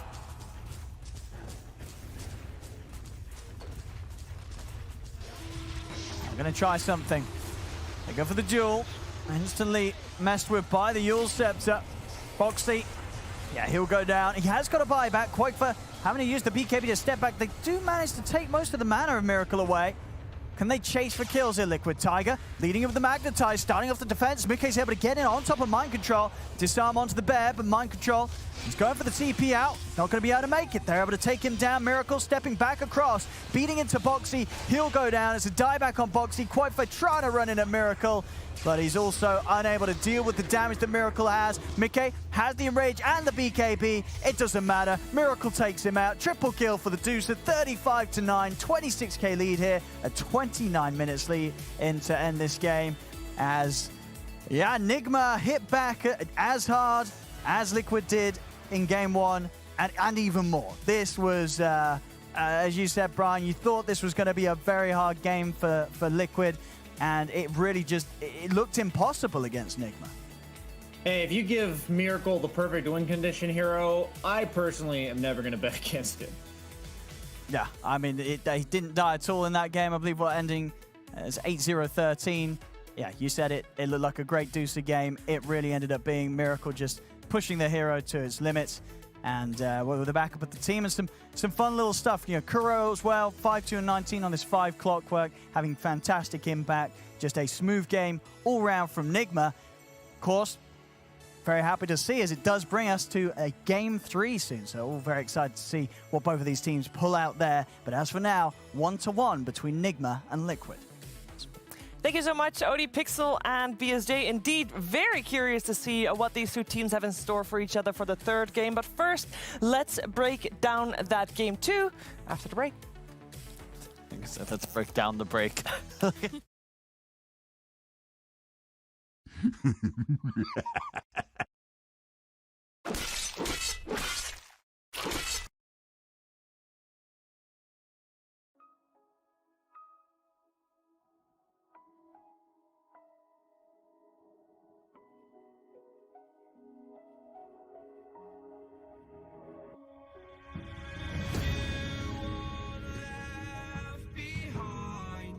And I've lost everything, forever living in the dark.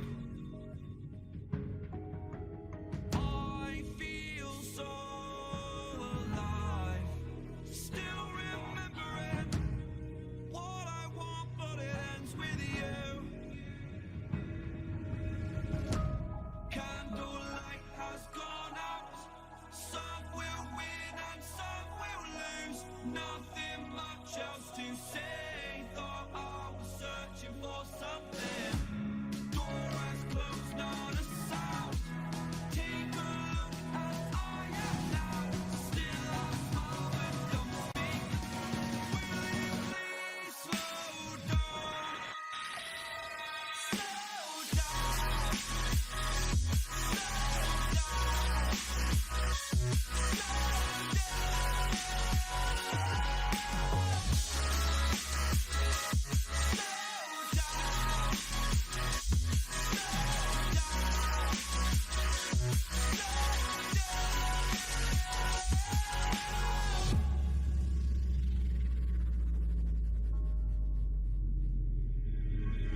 Unreal intertwined, and you're not listening. It is your choice to make a little mockery, it won't do. Further down the line, still surrendering, trying harder to forgive you. Candlelight has gone out, some will win and some will lose. Nothing much else to say, thought I was searching for something. Door has closed, not a sound. Take a look as I am now, still I smile but don't speak. Will you please slow down?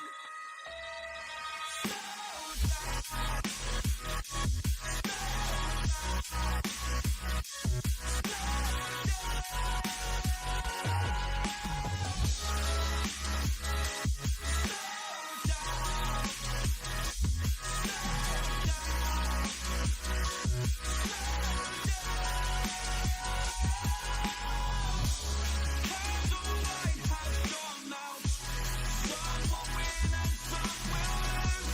Nothing much else to say, thought I was searching for something. Door is closed, not a sound. Take a look as I am now, still a smile but don't speak. Will you please slow down? Slow down. Slow down. Slow down. Seeing monsters out your window. No, you can't sleep. You pretend though you don't have to play the hero. 'Cause I got you like you got me. When the earth shakes, when the bombs scream, until our last breath, every heartbeat.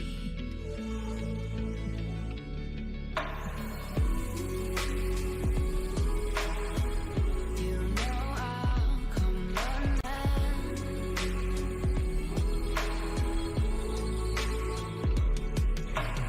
You go to war, then I'm going with you. Pick up my sword, yeah, there's nothing I won't do. When you found me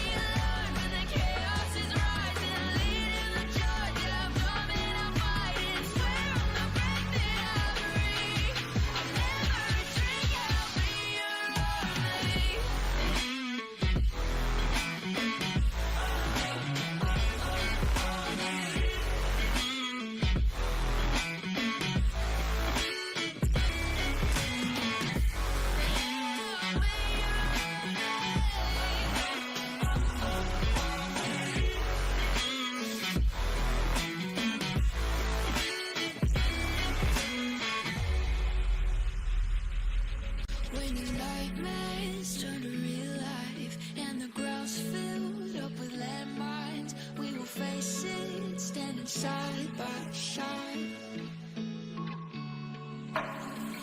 You know I'll come running when you need. I'm coming. You know I'll come running. You go to war, then I'm going with you.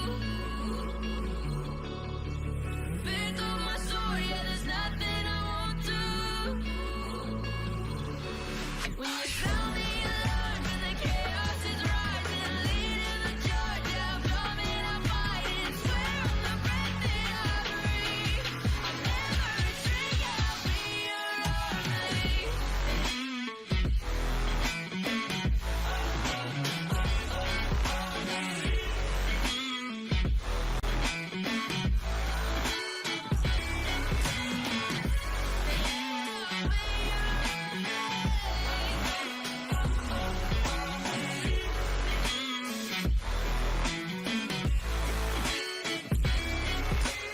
You go to war, then I'm going with you.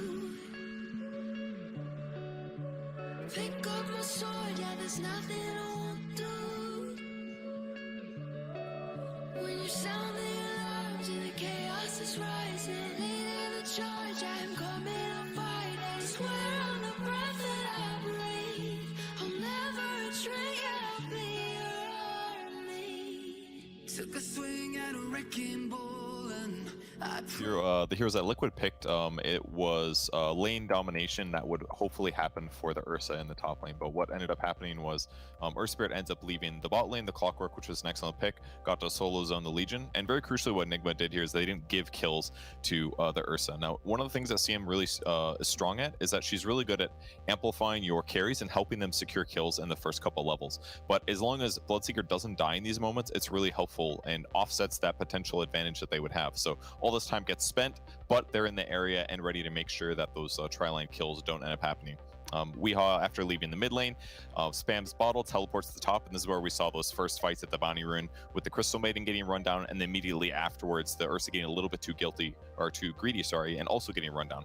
Every hero here has boots. There's an Orb of Venom on Mind Control the Bloodseeker, so Ursa becomes the guy that needs to run away for once. He ends up dying. They go jump down here, and then they continue on Insania as well when he responds as well. So Puck just with some really good rotations here solidifies their nice goal advantage and getting them some crucial kills that help them get a really good laning stage. But this transitioned really nicely with the items that he bought. I want you guys to look at these. And we've seen Earn on almost every game on Puck, but it's really crucial here because of what he's doing with it. There's only so much mana and only so much HP in the game, and if you do dives or greedy dives and you don't get much out of it, or you lose too much health, then you have to go heal, and it's ultimately not efficient. But by having Raindrop and Earn at this phase of the game, he can basically just be aggressive, get kills, and then fully heal off whatever damage he ends up taking. So in this case, it was Mind Control. He's got heals built in fine. But in the next little example, we see Taiga TP in. He ends up taking a whole bunch of damage from the tower in this dive, continuing the pressure, but it just doesn't matter because most of it's offset by Raindrops and the Earn charge, which allows him to continue to stay here and just make the map unplayable for Liquid. Unplayable for Team Liquid. Let's see if they can make something more playable for themselves in the third game. We're going to head there very, very soon, but I'm very curious to hear from both of you. Like, this, again, what needs to change? It wasn't necessarily draft, it was like the slow start. Okay, Kyle, say it. I'll take that one. They lost this game, Sheaves. Liquid, they won the first game, they lost the second. They need to do more stuff like they did in the first game when they won, and less stuff like they lost. Great contribution, thank you, Kyle. I mean, he's not wrong technically. wrong. It's Sure. a very politician's answer, I guess. You know, I feel like they just kind of lost some of that momentum. I felt like they just couldn't get their foot back into the game because there was a lot of defensive things going on, and also at the same time, you know, the bear ended up being a problem. They just weren't able to get in there and wrong bear. It's the same animal, different species. They need the lone with druid, their bear, not the Ursa. Kyle, Thank you, Kyle and Moxie. We'll be back with both of you, and of course with Purge for a draft for Game 3 in a little bit. Wrong bear. That's the key.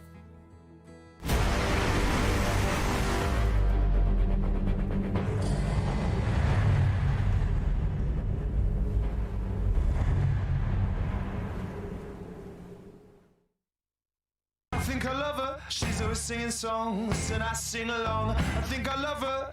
I think I love her. She's always going out and I tag along. I wait in the cold at her instigation.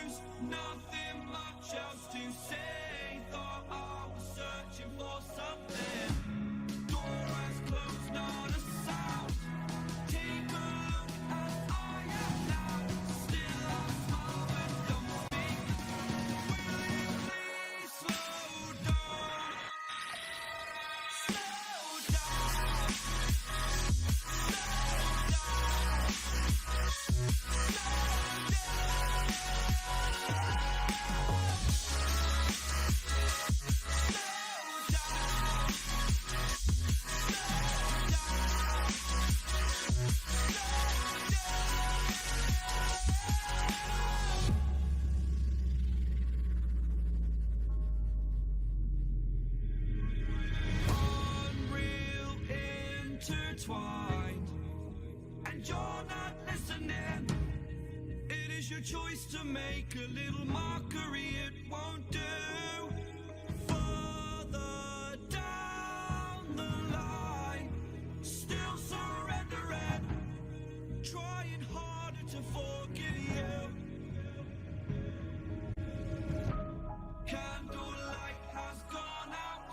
Some will win and some will lose. Nothing much else to say. Thought I was searching for something. Door has closed, not a sound. Take a look as I am now. Still I smile and don't speak. Will you please slow down?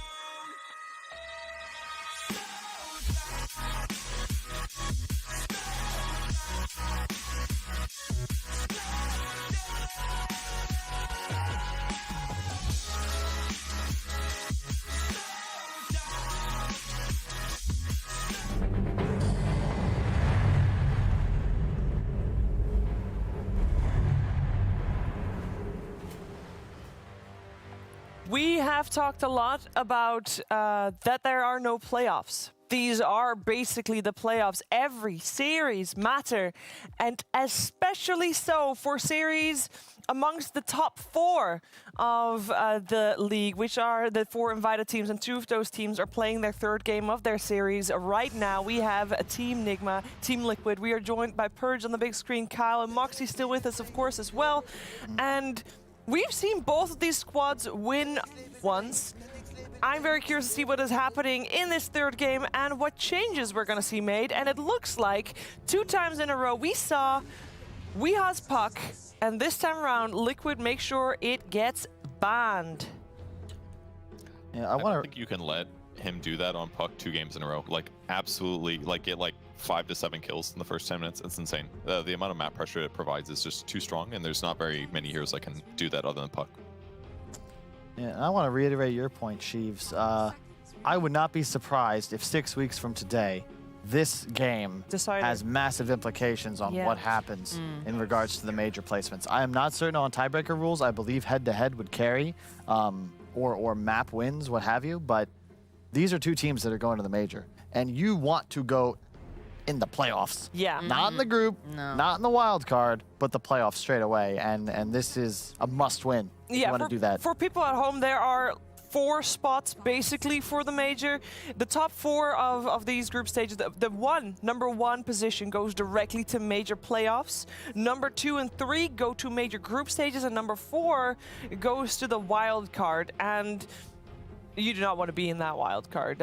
That's first of all, and ideally, you know, you just be that nice, cushy top 1, cruising to the playoffs, Moxie. Yeah, I mean, you're going to play all these games. You want to make sure that you can, you know, guarantee yourself a spot, make it count, because the wild card, you could get knocked out there. That's not what you want if you're one of these teams. But unfortunately, we are not going to see the bear that Kyle wanted to see earlier. The lone druid was banned out pretty early, but we do see, you know, I need your opinion. Tusk, bear, walrus, what is he? Walrus. Well, he's actually in the same family as the bears. They come from the same prehistoric species.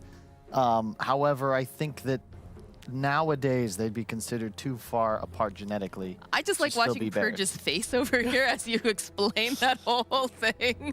He's just like, I was yeah, confused, yeah, no. Rubik into Nyx, we've seen this a few times, but I will say Nigma's opening does feel stronger just in terms of like raw power level and what these heroes bring to the table. You've already got a break mechanic, a BKB piercing rupture, super strong lanes, great lockdown, and Nyx just seems like it's just one of the best heroes in Dota right now, let's be real. Also, Purge, haven't we criticized a lot over the last few days opening with a 1-2 support duo?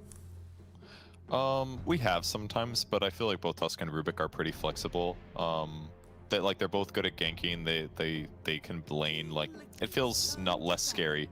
If you pick like a really passive 1-2 support duo in the first 2, that's like auto lose if your opponents are drafting anywhere competently. But I think Tusk and Rubik are semi okay. I'm kind of surprised they opened Tusk right away though. This kind of feels like a prepared strat to me, for them to just shift gears so hard in the 3rd series. Do you see anything obvious against like the Nyx assassin, Kyle, or do you think it's just?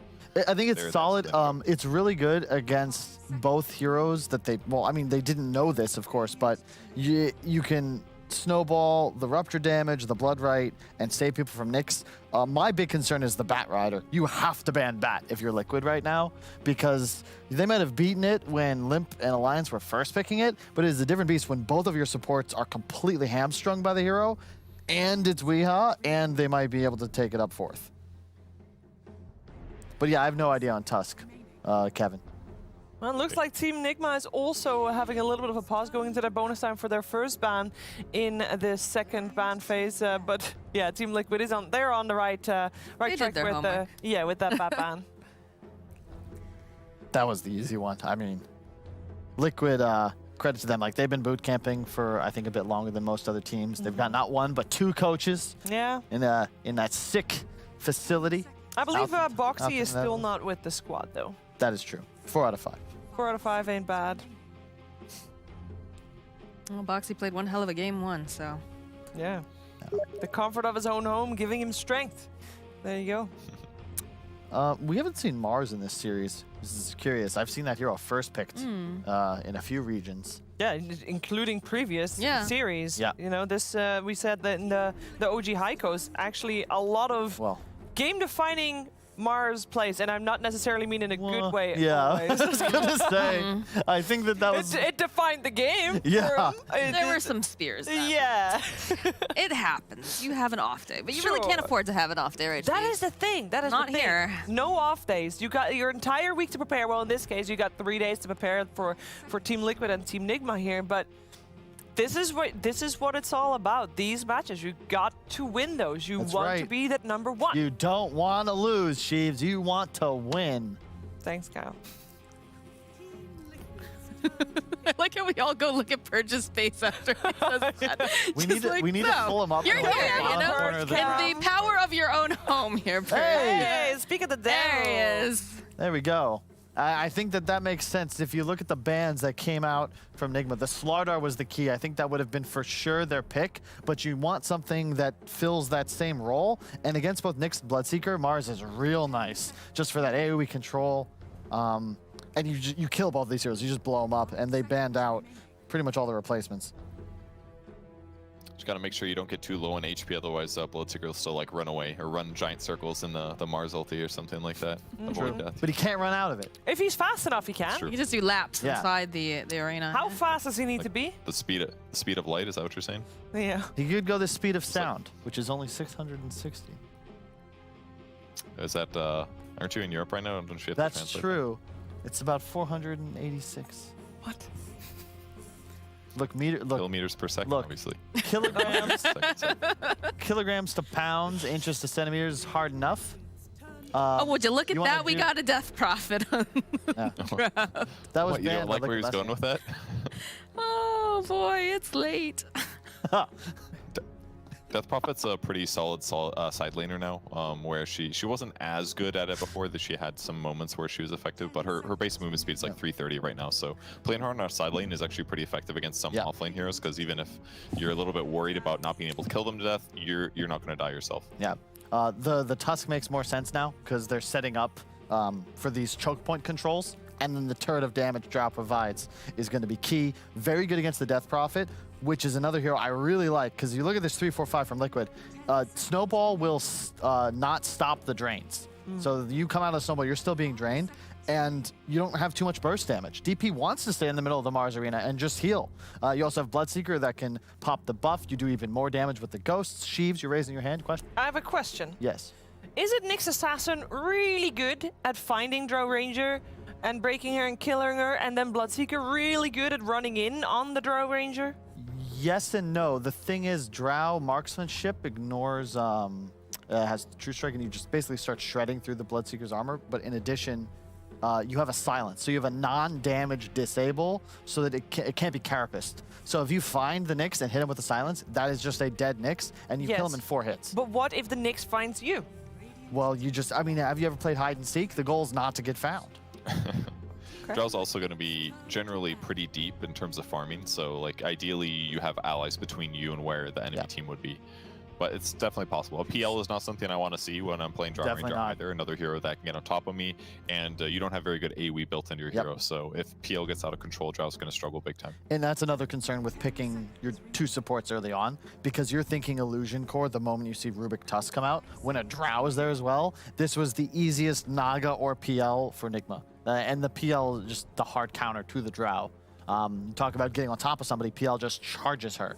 You mant off the silence. Mars, in theory, can do very well against PL in lane, and that's got to be their saving grace, but I'm just not sure how... Rubik Mars is actually pretty strong. You just double push the wave and do a lot of harass damage. As far as a team that prides themselves on preparation goes, though, Team Liquid should be aware that an Illusion Core would come out. Yes. So they have their 5th pick that is gonna, turn it around on Team Nigma, perhaps. With, by the way, Team Nigma again banning out Brood, again keeping the Brood Lone Druid bans alive throughout the draft. Mid hero. Leshrek's already banned. That was my guess. Yeah, that would have been nice. The trouble is, you are in this scenario where the heroes that traditionally counter PL hate playing against Nyx. You don't want to pick Storm or Quap or even Lesh, but they still ban it out because it's just so effective against the PL. And Timbersaw, in theory, is good, but against Bloodseeker Death Prophet, it's unplayable. It's true. They do have Team Liquid does have overall last pick, so they could curveball it as we wait for Team Nigma to go for their last pick. What do they need still? We are most likely looking again for a karaoke hero. Yeah. It's good to be captain. Yeah.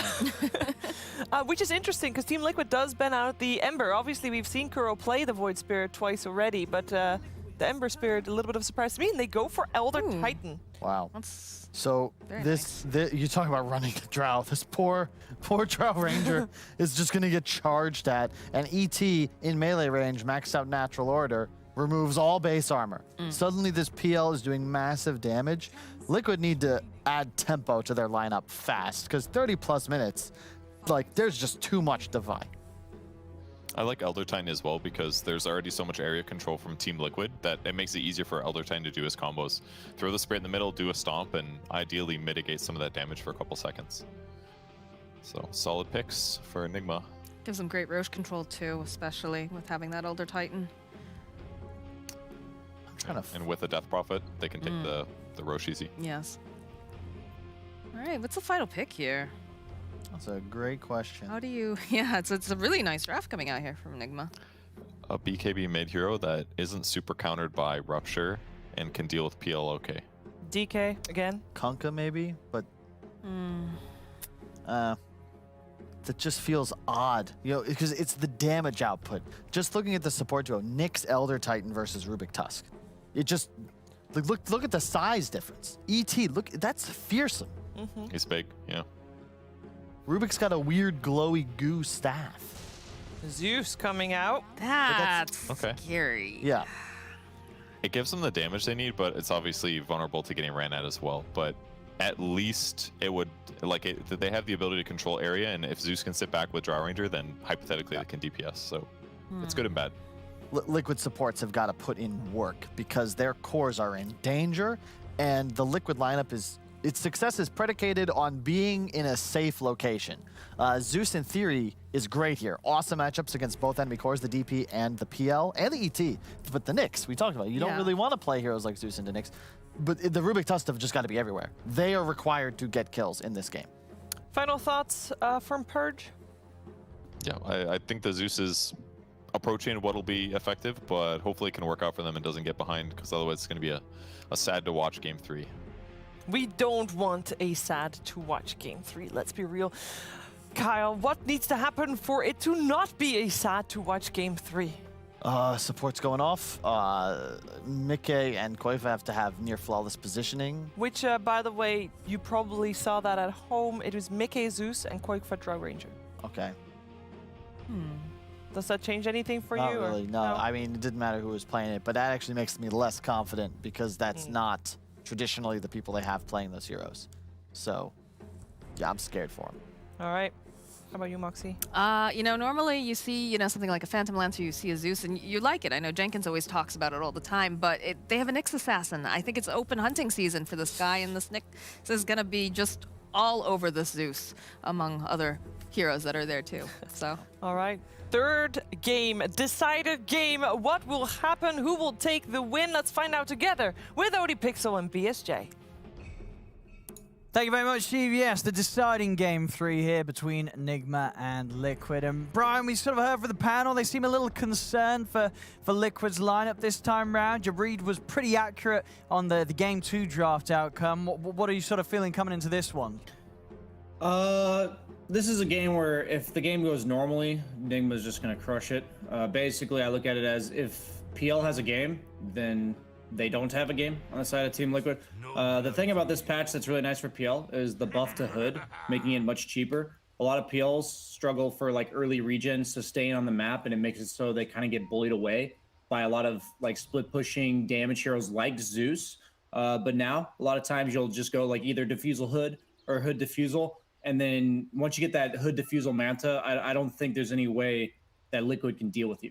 So the game pretty much has to be a significant advantage for Liquid before those items come out, because he has all the tools needed to enable him. The damage from the Elder Titan aura, the scouting from Nyx, like the overall team fight and pushing utility and Roche taking of Death Prophet. If PL has a game, he will carry. So I think, like, once again, it's a similar story to last game. I think Miracle's geared up to take over this game single-handedly, and we saw them do it so well, enabling him last game, and I'm sure it'll happen again. And I think for sort of the draft for Liquid, at least for me, the most intriguing thing about it is this last pick, Zeus. I mean, what do you think they sort of see in this game that's made them want to go and, again, sort of switch things around a bit, have Mickey this time play the mid lane, and given the Zeus in this sort of game? I'm not 100% sure why they have Mickey playing it, but I actually predicted they'd pick Tinker. They needed a backline nuker. Okay. They can't really fight into DP. They can't really fight into ET that way, like melee form. And so rather than like having somebody, like strength heroes mid are countered by Death Prophet, like int up in your face heroes are countered by Nyx. So I think by that like deduction, they needed a backline damage dealer. And so I think they just probably preferred Zeus over the Tinker. I honestly think they were the best two picks. Like, I really like the Zeus pick, But I think this is similar to game 2 in the sense that that 4th pick for Miracle was just too good. PL hard counters Mars later on in the game because Spear only hits 1 target. It hard counters Drow. It hard counters Tusk because you can doppel away from the snowball and the shards. It's just good against all of their heroes. And I don't think there was any hero last pick last game in the Ursa slot that could have solved their problems. And I honestly think that Zeus is their best chance. So I think it gives them a win condition. And I honestly like that they basically just said, okay, we're going to go all in on positioning, lane dominance, and maybe that'll take the game for us. Because this is, once again, a momentum game. Because if PL ever gets his foot off the ground, he will be, or up and running, I guess you could say, he will be terrorizing them, basically. And when you look at sort of these lanes, these side lanes, and what Liquid can get done early on, like where lies their sort of best chance to disrupt that momentum? That you should say if Nigma are able to get it, this game's going to be very, very hard for Liquid. Like, what can Liquid look to do and achieve in the early stages of this game? I think it's just killing the Bloodseeker and or DP. The thing about PL is he's not really going to help his teammates. He's not a carry that like counter ganks, rotates early, represents like much team fight presence for the first like 10 or 15 minutes. So I think it is all about isolating the PL's farm, and what you can do is basically itemize to deal only with the PL later on in the game. And one thing I like that Kyle mentioned, Nyx in the early game, or like in the early portions of the draft, enables PL so hard if it's a good PL game, because you don't want to pick these like mobile int heroes, and you also don't want to buy a Radiance against Nyx. So all these normal PL counters kind of go on the wayside because of that Nyx pick, and trading 1-for-1 bottom, I would say goes in favor of Miracle, but he might be in some trouble here with the Orb of Venom from Boxy. Spear, if he gets this kill, Phantom rushes for the creep, has a mango for the God's Rebuke, and he does. Okay. I mean, yeah, the Boxy's going to be happy with that one. A lovely cleanup. Much needed. Yeah, for sure for him. I mean, Miracle at least did get a kill. He also was able to take out the Chorus and some good gold for him, but all in all, Boxy cleaning up some nice XP for himself with that kill on the PL after it all. Look at some of these other lanes, seeing in the mid, 14 for 4, 15 for 1, pretty close trade. Top lane, the Drow, having a fine old time here up top, Quake, but as he's certainly winning the lane so far against Mind Control, and also a few of the stacks up, but yeah, Kuro in position to make sure that they're not quite able to manipulate the wave in this sort of way. And sort of Drow, I mean, for Quake, for how hard is this game going to be for him? Is it sort of just when the PL starts to get involved in the action, it gets hard for the Drow? Other than that, is it an okay game? Drow does a ton of damage, and the only thing that prevents her from doing damage is having people be within range of her ultimate aura so that she doesn't have the procs go off. And PL's job this game will just be to play up in her face. And so, I hate to say it, but at least from my experience, Drow into a decently farmed PL is literally unplayable. Like, even Ags Mjolnir does not solve your problems. Like, you have to be like an item or two ahead, and you have to have like enough survivability to deal with the other heroes on PL's team, and then you have to have an Ags Mjolnir. So that's like that's my personal experience, but we'll see how it goes. It really does come down to the Zeus. It's his sole responsibility as the game goes on to deal with the PL. But as you see Miracle already queuing up the treads in the Hood of Defiance, I think that's what really broke PL this patch to make him way more viable than before. Even just removing a 200 gold recipe from the Hood is enough to make it viable on a carry. It makes it come out 45 seconds earlier. It makes it like a more of a feels-good item. And a lot of his counters are like these early game nukers. And Hood just deals with that stage of the game, like fills up that hole in the timings so well. And the thing about Mars, Kyle mentioned it, it's nice in lane versus PL. So if they can keep this momentum going bottom, it can be really nice. But the Nyx already looking to shut that down as Kuroki has moved to the bottom lane. Bloodseeker farming under his tower in the meantime, so no real loss from Nigma if they don't get anything from this. Weehaw has his ultimate, so he can be looking to pressure. Also, Mickey has his ultimate, so the pace of the game is probably going to ramp up pretty quick. At least if Liquid wants to take this game, I think they do have to ramp up the pace of the game. We'll see what sort of moves they can pull off. Kuro starting to tease around with Mickey past the tower. They're going to commit in for this. We are ready to dive with the Ghost out. Instant TP responses coming in from Liquid, though Insania and Tiger are around. No mana on Rubik. And the presence alone does seem to be enough to sort of make We Are think twice, but now We Are himself, he's got further back up. Mind Control spent the time to head over to here. Extra TP's coming in. Quakefor also looking to join the action in the mid lane. The Siphon and the Ghost will take down Tiger as We Are gets one of them. Mind Control starting to force back the rest of them away from the tower. Give some space to keep this pressure on early with this first exorcism usage, and still looking for kills. I mean, GH, Mind Control, and Kuro, they're just right in the faces of Liquid, pushing them all the way back. Mickey nearly going down to the Spirit. Now Tiger, he's back in, he's ready for another round. They will manage to get the slow in onto Kuro. A flurry of arrows from Quakefor helps to take him down. But again, sort of similar to the other games that we've seen from both teams this series, both sides just ready to really put everything into to really making sure that even these early little moves and attempts at objectives are never going to be easy for each side. Yeah, this is like a magician with sleight of hand, Owen. You know, we're all looking at the mid-fight. We're all seeing the action, quote-unquote, that's going on. What I see is a Drow that TP'd to the fight and a PL that's hitting creeps. Yeah. Like, that's what I see. That's the magic behind the quote-unquote magic. You know, like, this is the secret. That the ace up his sleeve, if you will. I just don't. I don't think you win games in carry matchups when one carry's doing this and the other one's fighting. We Are. He's ended up on a cliff. That's Insania dropped him up there. He has got the TP though, so straight back up to the top. At least means that Boxy's not going to have to worry about We Are doing anything down on the bottom lane. Top lane, Quakefor, he's going to go for the TP out. They've got quite a bit of damage with the Siphon, not enough though, so Quakefor will be fine. And he's TPing out while PL is hitting creeps. I hate to be Mr. Doomsday again, man. This is exactly what Game 2 looked like. This is deja vu in a nutshell for me, at least. The thing about PL in this game is at no point do they reliably initiate onto him. If he has a bunch of his illusions, Rubik's single target lift, Tuska's single target snowball, Mars a single target spear, there's just no point where he's actually threatened. And once he gets Manta to remove the Drow silence, he'll always be able to doppelganger away.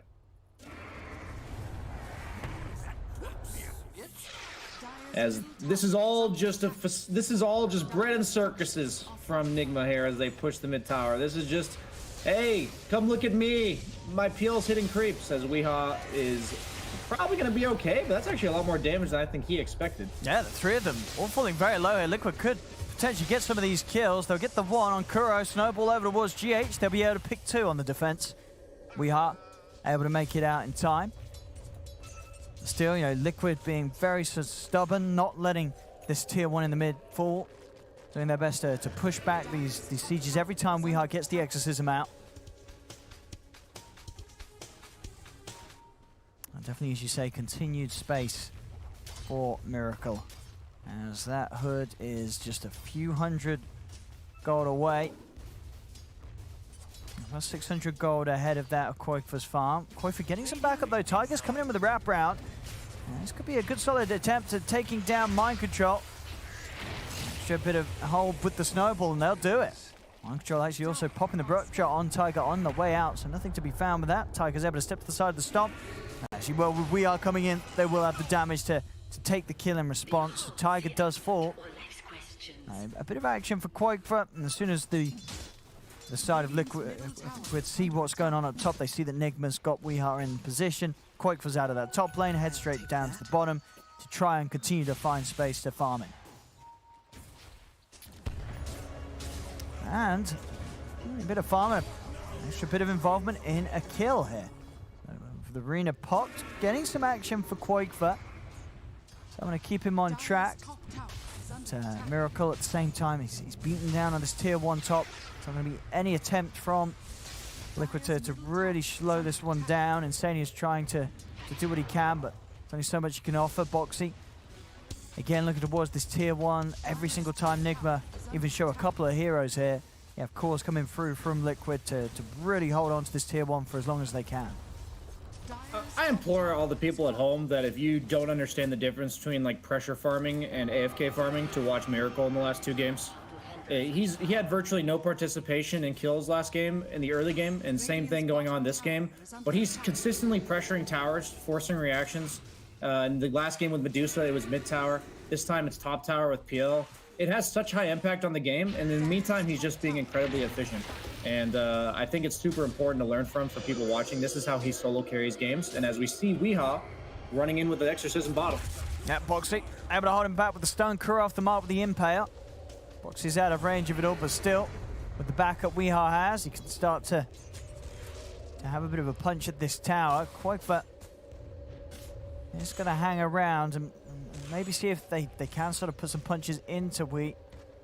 Still extra time though where Quakefoot is having to spend sat behind the tower and waiting to see what comes in. And it looks like their sort of presence of standing around is enough to send Nigma elsewhere. As they will retreat Nigma. Now we're seeing on Miracle's progression, that hood of course now done. Now start to work into the diffusal.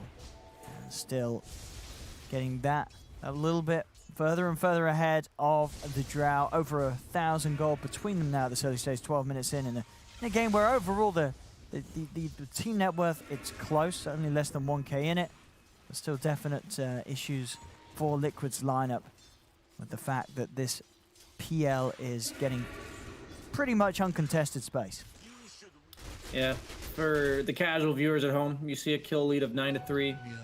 For Dire, you see pretty much an even game. I would say this is not even close to even. They need to get something done on the side of Liquid. This is, the time is ticking, boys, as the clock is already counting down, and I know that they're not going to need to feel rushed. Like, don't try to do too much with your heroes, but if you don't get stuff done quick, they need to have a timing in mind. And Bloodseeker kill, like, oddly enough, I just don't care at this. We see Death Prophet killing a mid-tower. Yeah. We see PL hitting Ancients. We see Elder Titan solo farming bottom. Like, Team Nigma, this just doesn't matter to them. Obviously, the kills are nice, and I think Liquid's doing all that they can at the current moment. But I think this is just a perfect display of an outdraft. When the game is completely even, one team has to make a 4-man rotation, and it results in tower taking for the opponent. I think that's when you know you've kind of just been outmaneuvered in the early game. And so this means that I guess Liquid's gearing up to go late. I don't really see their option for like ending early. I think that's a realistic like goal to go for. So, you know, I'm curious to see what kind of builds they go for. It looks like Mickey is queuing it up to scale with the Boots of Travel into Bloodstone. So he definitely is not looking for like that early Ags tempo to help give that extra bit of damage. They know this game is going the distance. Oh, Liquid ready to try and make a move around Quakefoot down bottom. At the moment, only the one of them down here. Only GH hanging around the tower, so not necessarily a huge catch for Liquid, even if they do find it. Again, just a potential support kill. I'll drop the scan. They know they're in the trees, so continue to sweep it. Spidey senses. Oh, they've found him. There's no escape for GH. They'll come down in the arena. So another kill for Liquid. Again, pretty much requiring the 4 of them to be around for it. And we'll try their best to get the tower out of it as well. So still getting something, but still, as you say, Brian, it's still not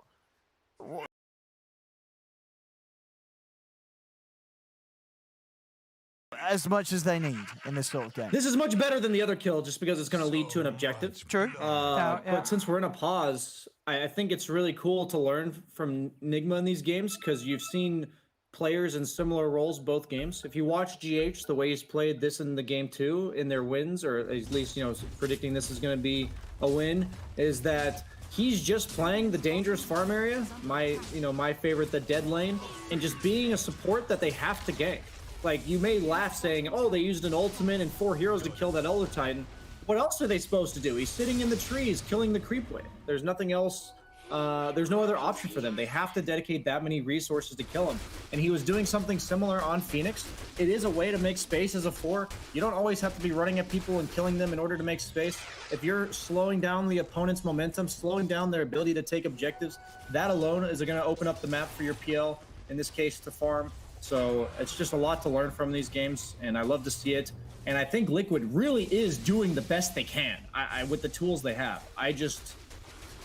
It's kind of like trying to cut something with a dull knife. I don't know if it's going to work. But another kill going their way, and more creeps to hit for PL. Yeah, pretty much, yeah, he's done with the defusal. Hood and defusal here. It's pre-16 minutes, a miracle. Still hitting every single timing that he'd hoped to. The pickup of the PL this game. And on the other side, how's Quake's farm looking to go? He has got the basis up with the D-Lance and the Yasha.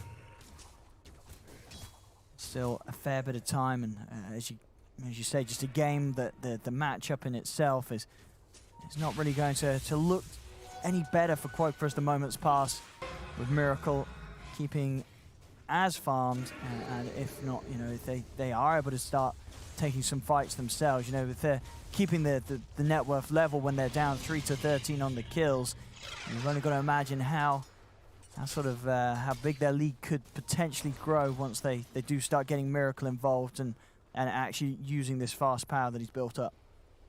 Yeah, all these items are just enabling him to farm faster. Defusal makes him a threat on the map, so nobody wants to mess with him single-handedly, which in and of itself is efficiency if nobody on the enemy team wants to be near you. The Hood allows for the sustain. The Mant is going to make him way more survivable because his only way of dying really is the Drow Silence. And then the next item is the one that's really going to matter. I believe it might be a Heart of Tarask, just to go have sustain through the kind of consistent magic damage that Zeus will be dishing out. It's like the Heart plus the next item is where he's hit critical mass, and I don't see a way to victory for Liquid. The Heart's going to make him unkillable, and then if you go something like Abyssal or Scotty, he's going to basically just remove Drow and Zeus from the game. So that's like the major timing I'm looking for here. Like, it may look like he's building to fight with this Hood and the defusal, but he's like willing to fight, but he really doesn't feel the need to. And you're seeing here, Nigma's willing to make a move towards him for the first time this game. His items are finally online enough that they want to play around him. And Insania about to bite the dust in the dead lane here. That looks pretty dead. Easy setup from Mind Control with the Atos he's now got complete. As soon as they showed top though, Liquid are going to feel more confident with having Boxy start to poke again at this tier 1 tower mid. That's good damage. Dragon scale damage. He may see if he's able to get his way out of this. He's going to drop the arena. Run his way out of here with the rupture, but the Atos holding him in position, setting up for the stomp to come in from GH. Boxy will fall for his aggressive attempt to get some damage. What a good Atos purchase, man. What a good Atos purchase. They didn't really have a setup. They have like ET Stomp and Nick Stun, but both are relatively unreliable. So Mind Control, really good itemization to kind of clean up the missing pieces in the Nigma draft. And you're seeing the Atos. Not always is it a super reliable lockdown if you're dealing with mobile heroes, but they have Drow, Zeus, Mars cores, man. They're getting Atos. And now Miracle, if it was hard enough to kill him once, now you got to kill him again. Pretty much looking like a rerun of Game 2.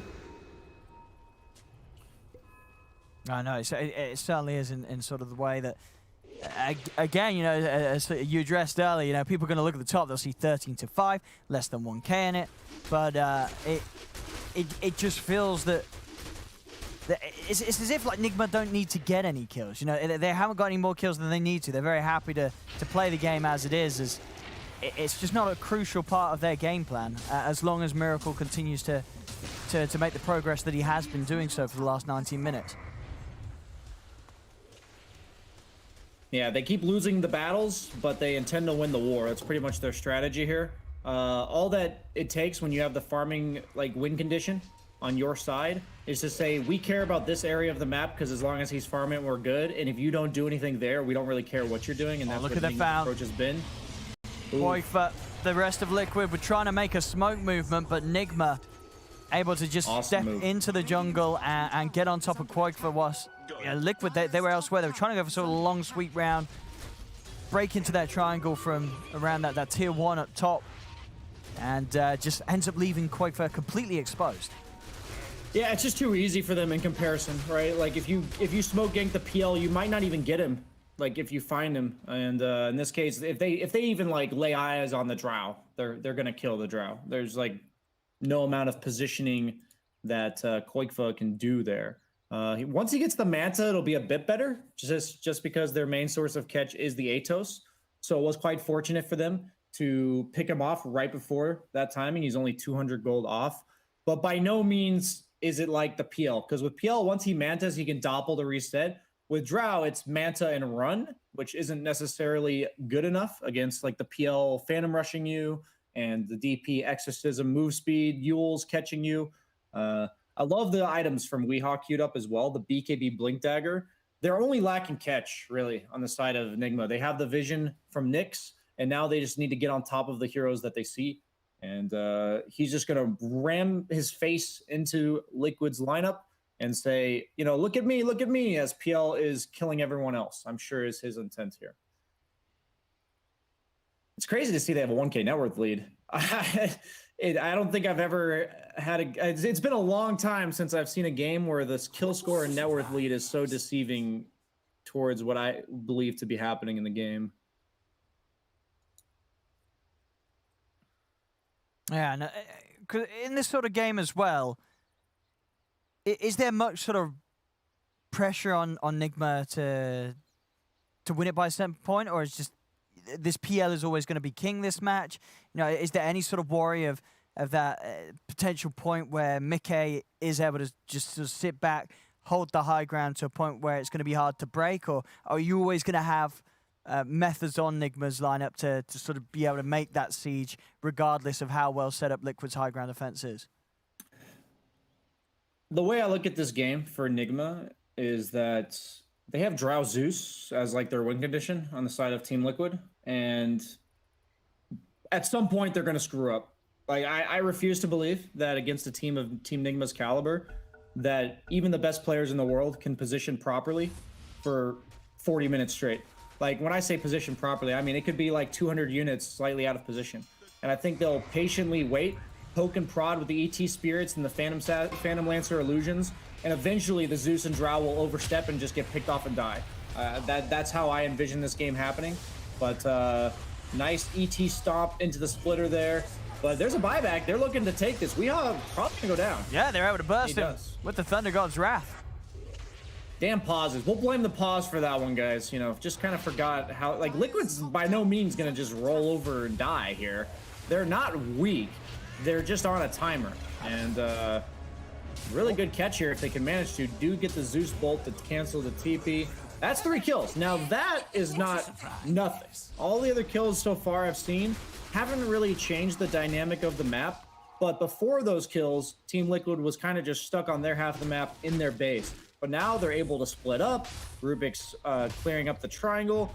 The Zeus is going to be farming and dewarding around mid. They're even looking for more kills to snowball off of it as Taiga Boxy ganking squad and Drow's pushing top. Now this is a significant momentum swing that I think Nigma's actually kind of 3-2-2ing the game just a little bit, as they didn't quite hit their item timings. Weehaw is like 600 gold from a BKB. When he was overextending there, but they're smoked. They clearly are not happy with how the map now looks on the side of Team Nigma. Let's see what they can find with this Tiger. He's already out. As Nigma's going to have to chase pretty far if they want to find something here. Mickey also having an arcane rune ready for the next fight. That's pretty much the best one to have here for the Zeus. See if Kuro can get the setup. Boxy. He's close to the tower, and Kuro's off the mark with the stun. So they won't be able to continue to dive in for that. Boxy's out to safety. Looks like Miracle's going for the Abyssal Blade first. So I was under the impression he'd go like the tanky item, then the damage item.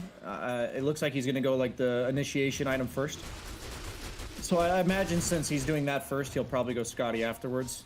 This timing though, like if it's PL against the world, I think Team Nigma can lose the game late.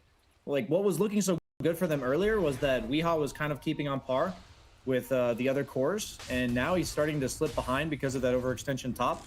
And if it's just PL, they can ignore the PL. They can build to basically say, okay, we're going to kill your entire team first, and then we can deal with you. Drow doesn't really mind if that's the picture in the game. And I know I kind of sound like I've just flip-flopped, but I still think the game's hard for Team Liquid. But I think in professional Dota, they will have the proper coordination required to eventually deal with PL. And if like the reason why PL is the only farmed hero being a problem is he will get 6-slotted eventually. If you have farm distributed on 3 heroes and they only have it on PL, you've got 18 slots to work with. He's only got 6. So that's a way to win the game. And I really do like what Liquid's doing. I don't think this game is easy for them at all. And the Aegis is going to timeout. And it looks like they're content to claim the tier 2 and immediately back off. I'll see if Liquid can catch any of them on the retreat. Oh, I say retreat. It looks like Nigma's still thinking about charging in on this with some vendetta from Kuro. Good spot from Mickey. Drops the ult. Knows that they're likely to be making some sort of move, and now they know what's coming. As Liquid can prepare on the high ground. We'll see if Nigma do want to still try and move into this, despite Liquid having some information on Nigma's intentions. And there's the jump. Mind Control starts to try and take the outpost back. The flurry of arrows, they actually kill off Mind Control to start the action off. Spike Carapace off in time as Quoifer ends up stunning himself. The chase here from Weehar as he's able to commit with the BKB. Quoifer tries for the TP out, but they've got the Yules to cancel it. As Quoifer is going to be left behind by the rest of Liquid. Miracle finds the double. As Liquid, I mean, as I say, they were aware that Nigma is around. They decided to make the decision to try and stick about. Mind Control baiting out the action at the start of it all. Did die, but of course coming straight back in with the buyback and as it were, the rest of Nigma able to sort of just get themselves on top of the key targets, and Miracle can find the opportunity to pick up a couple of kills. I'll wait till after this fight happens because we don't have much time to talk here as Nyx just gets caught scouting in the background. Looks like they're going to end the push there with that on the side of Team Nigma. I don't know if you remember the interview with Mind Control at TI where he baited a fight around his buyback as Enchantress and it ended up winning Team Liquid at the time the game. I'm like almost 100% sure, purely based on that history, that he told his team, I'm going to walk up to this outpost, they're going to go on me, I'm going to die, and then we fight them. I'm almost certain that's what he just said, because like that alone, it was like, I'm like, what the hell is he doing? Like, why is he taking that outpost? He blows up, and then Nigma proceeds to get 2 or 3 kills. So that's the kind of stuff that these like top tier players, their foresight of the game is just insane to me. And there's like no way Liquid doesn't take that bait, you know? Like, how do you just see this guy that you know you can kill right in front of you and it's a core and you just ignore him? But here we go. Smoke up from Liquid. Liquid, they're looking for the lead in onto Mind Control. Arena's going to get locked down. Boxy tries for the spear, but straight away Weehar's able to dodge it with the Yules. Tusk to fall. Kuro finally gets taken out there by the final blast from Mickey. And now Weehar with the BKBs having it run. There's Liquid. Those 2 quick kills to start off the action. Nigma definitely respecting sort of the damage now that Mickey's really being able to dish out from a distance. If they can't immediately get someone on top of this Zeus, on top of this Drow, they're kicking back a lot of damage in these team fights. Yeah, this Abyssal Blade timing for PL is crucial. He takes a ton of damage from the Drow's E. The Drow multi-shot does a lot. He's been losing like half his health at the start of fights to that plus the Zeus ultimate. So, like, PL at half health is not nearly as scary because not only is he half health, but all of his illusions are also half health. So, you don't have nearly as much difficulty clearing through his army than you do when he's topped off. So, if they can keep getting the initiation like that, it results in PL not really being able to enter the fight, which means that these cores that I said would be removed from the game, the Zeus and the Drow, that's no longer the case. And you see that they have tons of damage when they're allowed to use it. PL does get the Cloak of Flames. I have to imagine he's very happy to get that item, as it gives some armor and magic resistance. He actually has no bonus armor. So against Drow, that's really nice. And obviously the magic resistance is very nice against the Zeus. And still, it's, you know, this game 28 minutes in, coming up You know, Mickey, he hasn't died at all. You know, his positioning has been nothing less than perfect. They've just not been able to ever get on top of him. He's level 20. You know, he's having a very smooth game so far. So Nigma's got to try and find some sort of way to break through this formation of Liquid in these fights to finally take him down in this game. Yeah, we're seeing the Zeus pick pay off, because even though he's the 2 position for the team, he really is the carry, right? Like, you look at the net worths, he's the star of the show, and I think that's kind of explains why Mickey's playing it, as opposed to Quakefa. But they're looking to force the issue here. Zeus ulti to Scout. A Tiger. He's in with the chase on a GH. GH trapped in by the shards. They'll take him out, and we are having to put the BKB to TP out of this. He's getting another quick move from Liquid, where they're getting, you know, solid kills here now. Now up to building the lead up to a 4K advantage. And still just trying to do as much as they can before Miracle has that Abyssal Blade done. Definitely recognize. This is a game I love to be wrong, man. I'm just, for me to be wrong, there's just so many things that Liquid has to do right. Like, it's so cool to watch. For me, I go into the game kind of rooting for who I think's gonna win. And so going in, like, with these drafts, I really thought Nigma was gonna win. So I kind of approach it thinking, like, what are all the things they're gonna do? This game's gonna go their way, yada, yada, yada. And I didn't even necessarily consider all the things that Liquid could do to open up space on the map. And I just think the vision of the game for Zeus from Mickey is so cool, because he's like Boots of Travel, Bloodstone, which is probably the closest you could come to in the equivalence of like a Midas for Zeus. You know, I'm going to go hit a lot of creeps is what that says to me. And he's looking to scale. And they're going to most likely secure an Aegis for Miracle once again. So I would say this is his strongest point, because if Zeus and Drow keep ramping up, it will be him against the world, and I really don't like that for them. So this is the time to shine. This is Miracle at his strongest.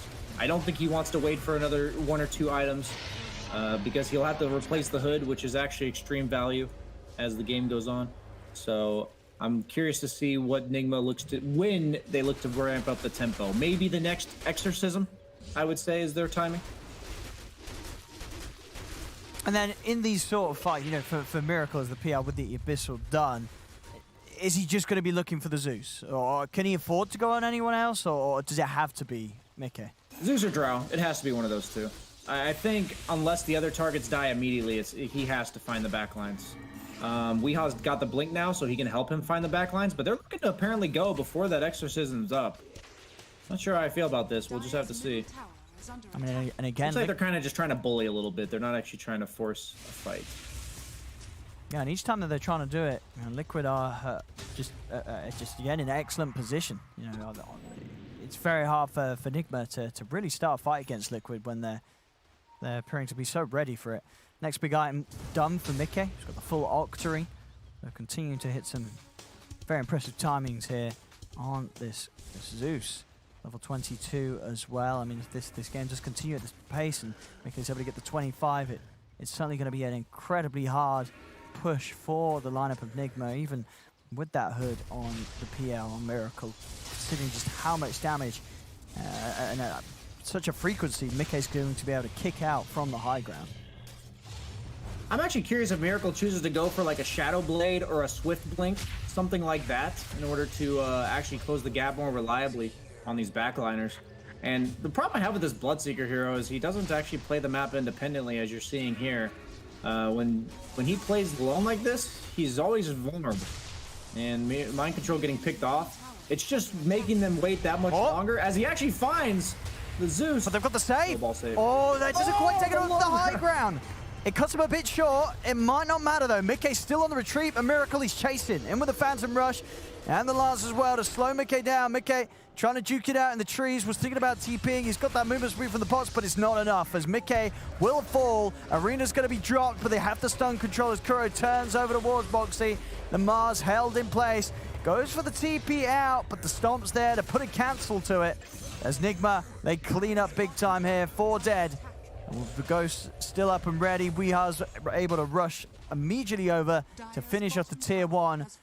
And well, we saw it here. I guess this is the sort of action that you'd imagine that Nigma's lineup would be able to bring when they sort of are able to get Miracle involved and enabled straight away with solid usage of this Abyssal to close in on Mickey.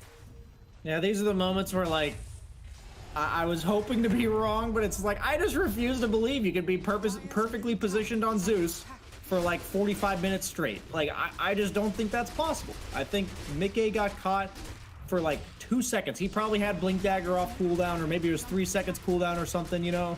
And he just gets Abyssal by Miracle and dies. That is a absolutely, like, that is a 607 Zeus, super farmed, and one slight misposition and he dies. And I think one of the #1 components for scaling into the late game on any hero is to be hard to kill. And that's my issue going later as this game progresses, is that now that Miracle has that kill item, he's now putting a Scotty on top of it. So once he gets on top of you, he's even tankier. He's gonna stay on top of you even longer.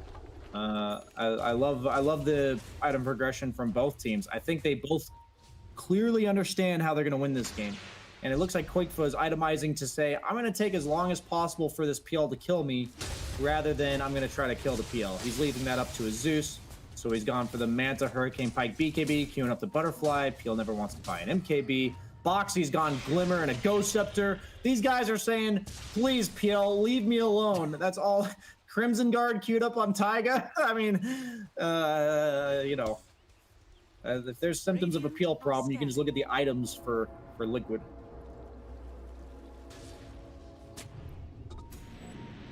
See Nigma ready to go once more.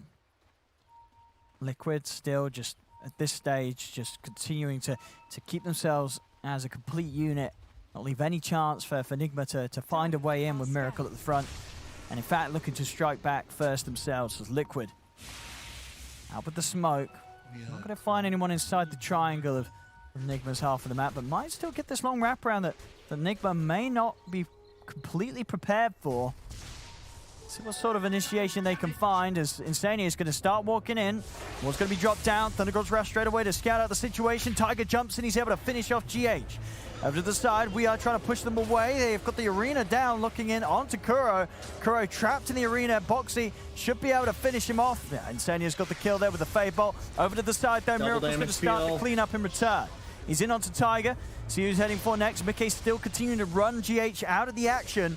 They could have finished off the kill, but GH with the bull rip, he's out of there. He'll be able to keep himself far away. Now Liquid's got to be careful as the rest of Nigma's cores sweep across and look to close in on them. Boxy up in the air, Miracle, he's in on top of them and still with the CD going to work. Snowball's out, trying to help, but the Glimmer Cape, it's not enough to buy the safety for Boxy as Boxy still goes down. Tiger charging in onto GH. The force punch is enough, but he's going to lose his life.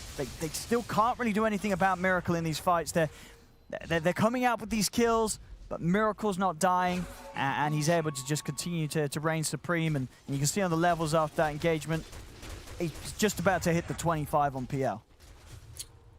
That was a really cool engagement by Liquid, honestly. They waited for the Aegis to time out. They knew Nigma was on their own triangle high ground, so they did like this whole wraparound on the map just to get themselves out of their own base.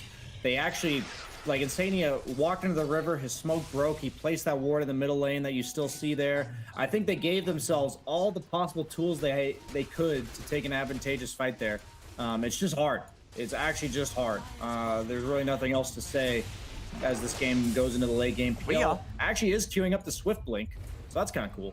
I haven't gotten to see that yet.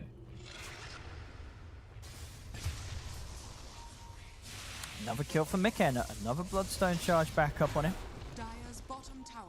And you say how Miracle still a fair bit of gold to go towards that Swift Link, and I imagine, well, yeah, okay, yeah, he's going to be able to free up a slot there.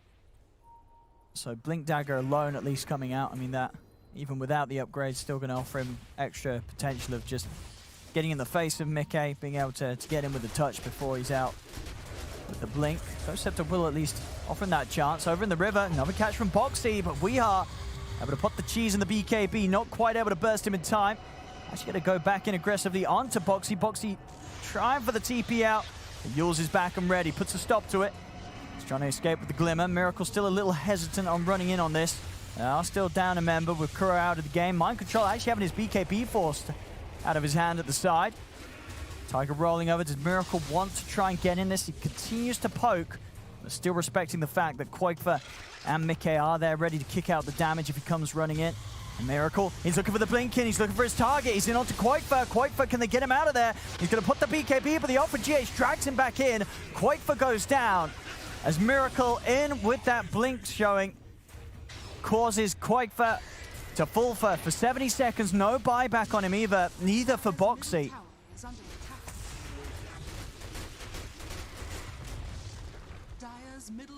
It's up to the base they push. See how much they want to put the pressure on. They've got the ghost up. Nigma's not going away anytime soon. Fortification in play. Okay. Trying to do his best to spam them out, and it is working. Nigma falling a little low. In fact, Miracle, he's away from this siege. He's going to head over towards the top. They don't want to put any further pressure in mid. As Liquid are able to not really lose too much there, considering that they did lose both Quakefa and Bo3 for quite a while. Yeah, Miracle just has a bit of sustain issues right now. He had to drop the hood in favor of his Blink Dagger. So now that his only real regen is the Abyssal Blade, the Zeus damage over time has made him be a bit scared. He is still able to enter fights, but he can't really be like the raid boss PL or the Medusa we saw last game. He's doing a good job of like taking it slow, being a little, I'd say, patient in his targets. I think he had a lot of opportunities to blink on like the Tusk there, and he kept waiting for the right opportunity to find the Drow. So really good target selection there. Liquid camping their triangle. Zeus queuing up that late Ags. Even more damage coming out from him.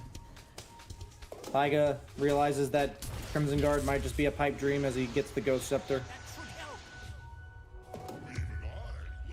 Just waiting for Roche. Oh, Spell Prism for Zeus. Oh, that's nice. Yeah, definitely one of the dream ones for Mickey. Smoke on smoke action. There's the jump straight away. Kuro's able to get the spike carapace, turns with the impale. Tiger's going to get control. Mind control straight to the backlines with the BKB. They're looking for Mickey. They're going to be able to find him. Mickey's down over towards Quakefa. Miracle jumping across. They've got the spear though. Miracle has been clipped against the arena. Bo3 got the catch. He's got the kill. Miracle's down for 100. Double buybacks coming out from Liquid. As Liquid looking to turn and succeed here with this fight. As they bring down We Are. Mickey jumping in, chasing onwards. Insane able to put a stop to the attempted TP out from GH. If they bring down the Elder Titan, they'll finish off Kuroki. And Mickey, he's not done with the job yet. He's chasing on a mind control. They're going to be able to find the team wipe there. With two solid buybacks, Mickey and Sania coming straight back into the action. Absolutely no hesitation from the two of them there whatsoever, as they realize an opportunity to just take Nigma completely out of the game. 5 dead. Liquid can get a lot done, and they get a huge burst of XP there. Some huge kills, pushing Mickey up to level 26. Also, Roshan's up. They're going to be able to take themselves this. It's the 3rd one of the game. This Aghanims, Cheese, and Aegis, it's all Liquid.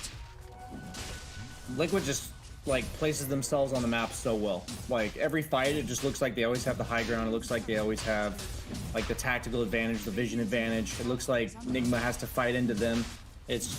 It's exactly what they need to do, man. It's just such good Dota. Like, I feel like both sides have to make so many right plays to win this game, and this is the kind of Dota that I love to watch. Drow now has an Ag Scepter for free. So maybe that late game Mjolnir to eventually deal with the PL.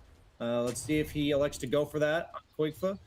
But this is suddenly, yeah, it says 11k net worth. A lot of that is the Ags. He is queuing up the Mjolnir. So he's going to have his level 25. I think he'll probably take the marksmanship chance. That would be my guess, at least. We'll have to see on that one. But it will help amplify his damage a lot. He does. The marksmanship chance is pretty nutty. It's just free damage. I don't think the cooldown reduction... Like, the cooldown reduction used to be 50%. Back then, it was pretty insane. Now it's only 30. It's just not nearly as good as it used to. He's got the Illusionist Cape, too. Quakefa is pumping it out. And Miracle, suddenly, you know, he's 800 gold off of buyback. His item progression's been stunted. Quakefa's, you know, queuing up the luxury item that allows him to deal with this PL. I love it, man. This is just, well envisioned by both teams, and a little bit overzealous by Nigma to fight into the high ground of Liquid last fight. But looks like they are keen to do it again as they walk up into their own high ground. See if Miracle can get the initiation. Starting to scout things off. He's in straight away. Big ult for GH comes slamming down in the middle of the three of them. And straight away, the two of them are out of it. The Aegis is gone, so they can kill him a second time. Miracle looking for his target. He's going to go for Quakefa in with the Abyssal, straight on top of the Drow. GH has taken out Tiger. Quakefa is trying to get out of this. He's teeping out on the low ground, but the BKB comes to an end. Yulscepter puts a stop to his escape. Quakefa's going to fall. Okay. Suddenly, no buybacks on two of those heroes. I mean, that was such a quick move and such a big hit. Great angle from GH on the splitter. Down the middle of the three of them. And just able to take out Quakefa that quickly the first time, and then... The move speed! Oh, Mickey's running. But there's the chase. They've got to come out with the buybacks. They have to try and protect Mickey. He has the Ghost Scepter. Anything to go through it, they do. Kuro comes in with the Impale. The TP out, put to a stop. And this buyback from Tiger probably going to result in his death as well. Indeed, a dieback from him. 4 dead on Liquid. Nigma at least able to take a set of racks or two. Maybe even do more damage here with some of the extended death timers they're going to try for it. Miracle just immediately over to the tier 4s. It's only Bo3 alive. 30 seconds until anyone else is going to be able to join him. As Nigma looking to close this one up. Bo3, he's going to try his best to slow it down. It's not going to be enough. Bo3's out of the game. The tier 4s are falling. And they'll be soon to tap out here as the... What a game. I mean, a great game. A really great game here between the two squads. I mean, Liquid, as you said, it was definitely the more difficult match for them. But they did a stellar job of holding on.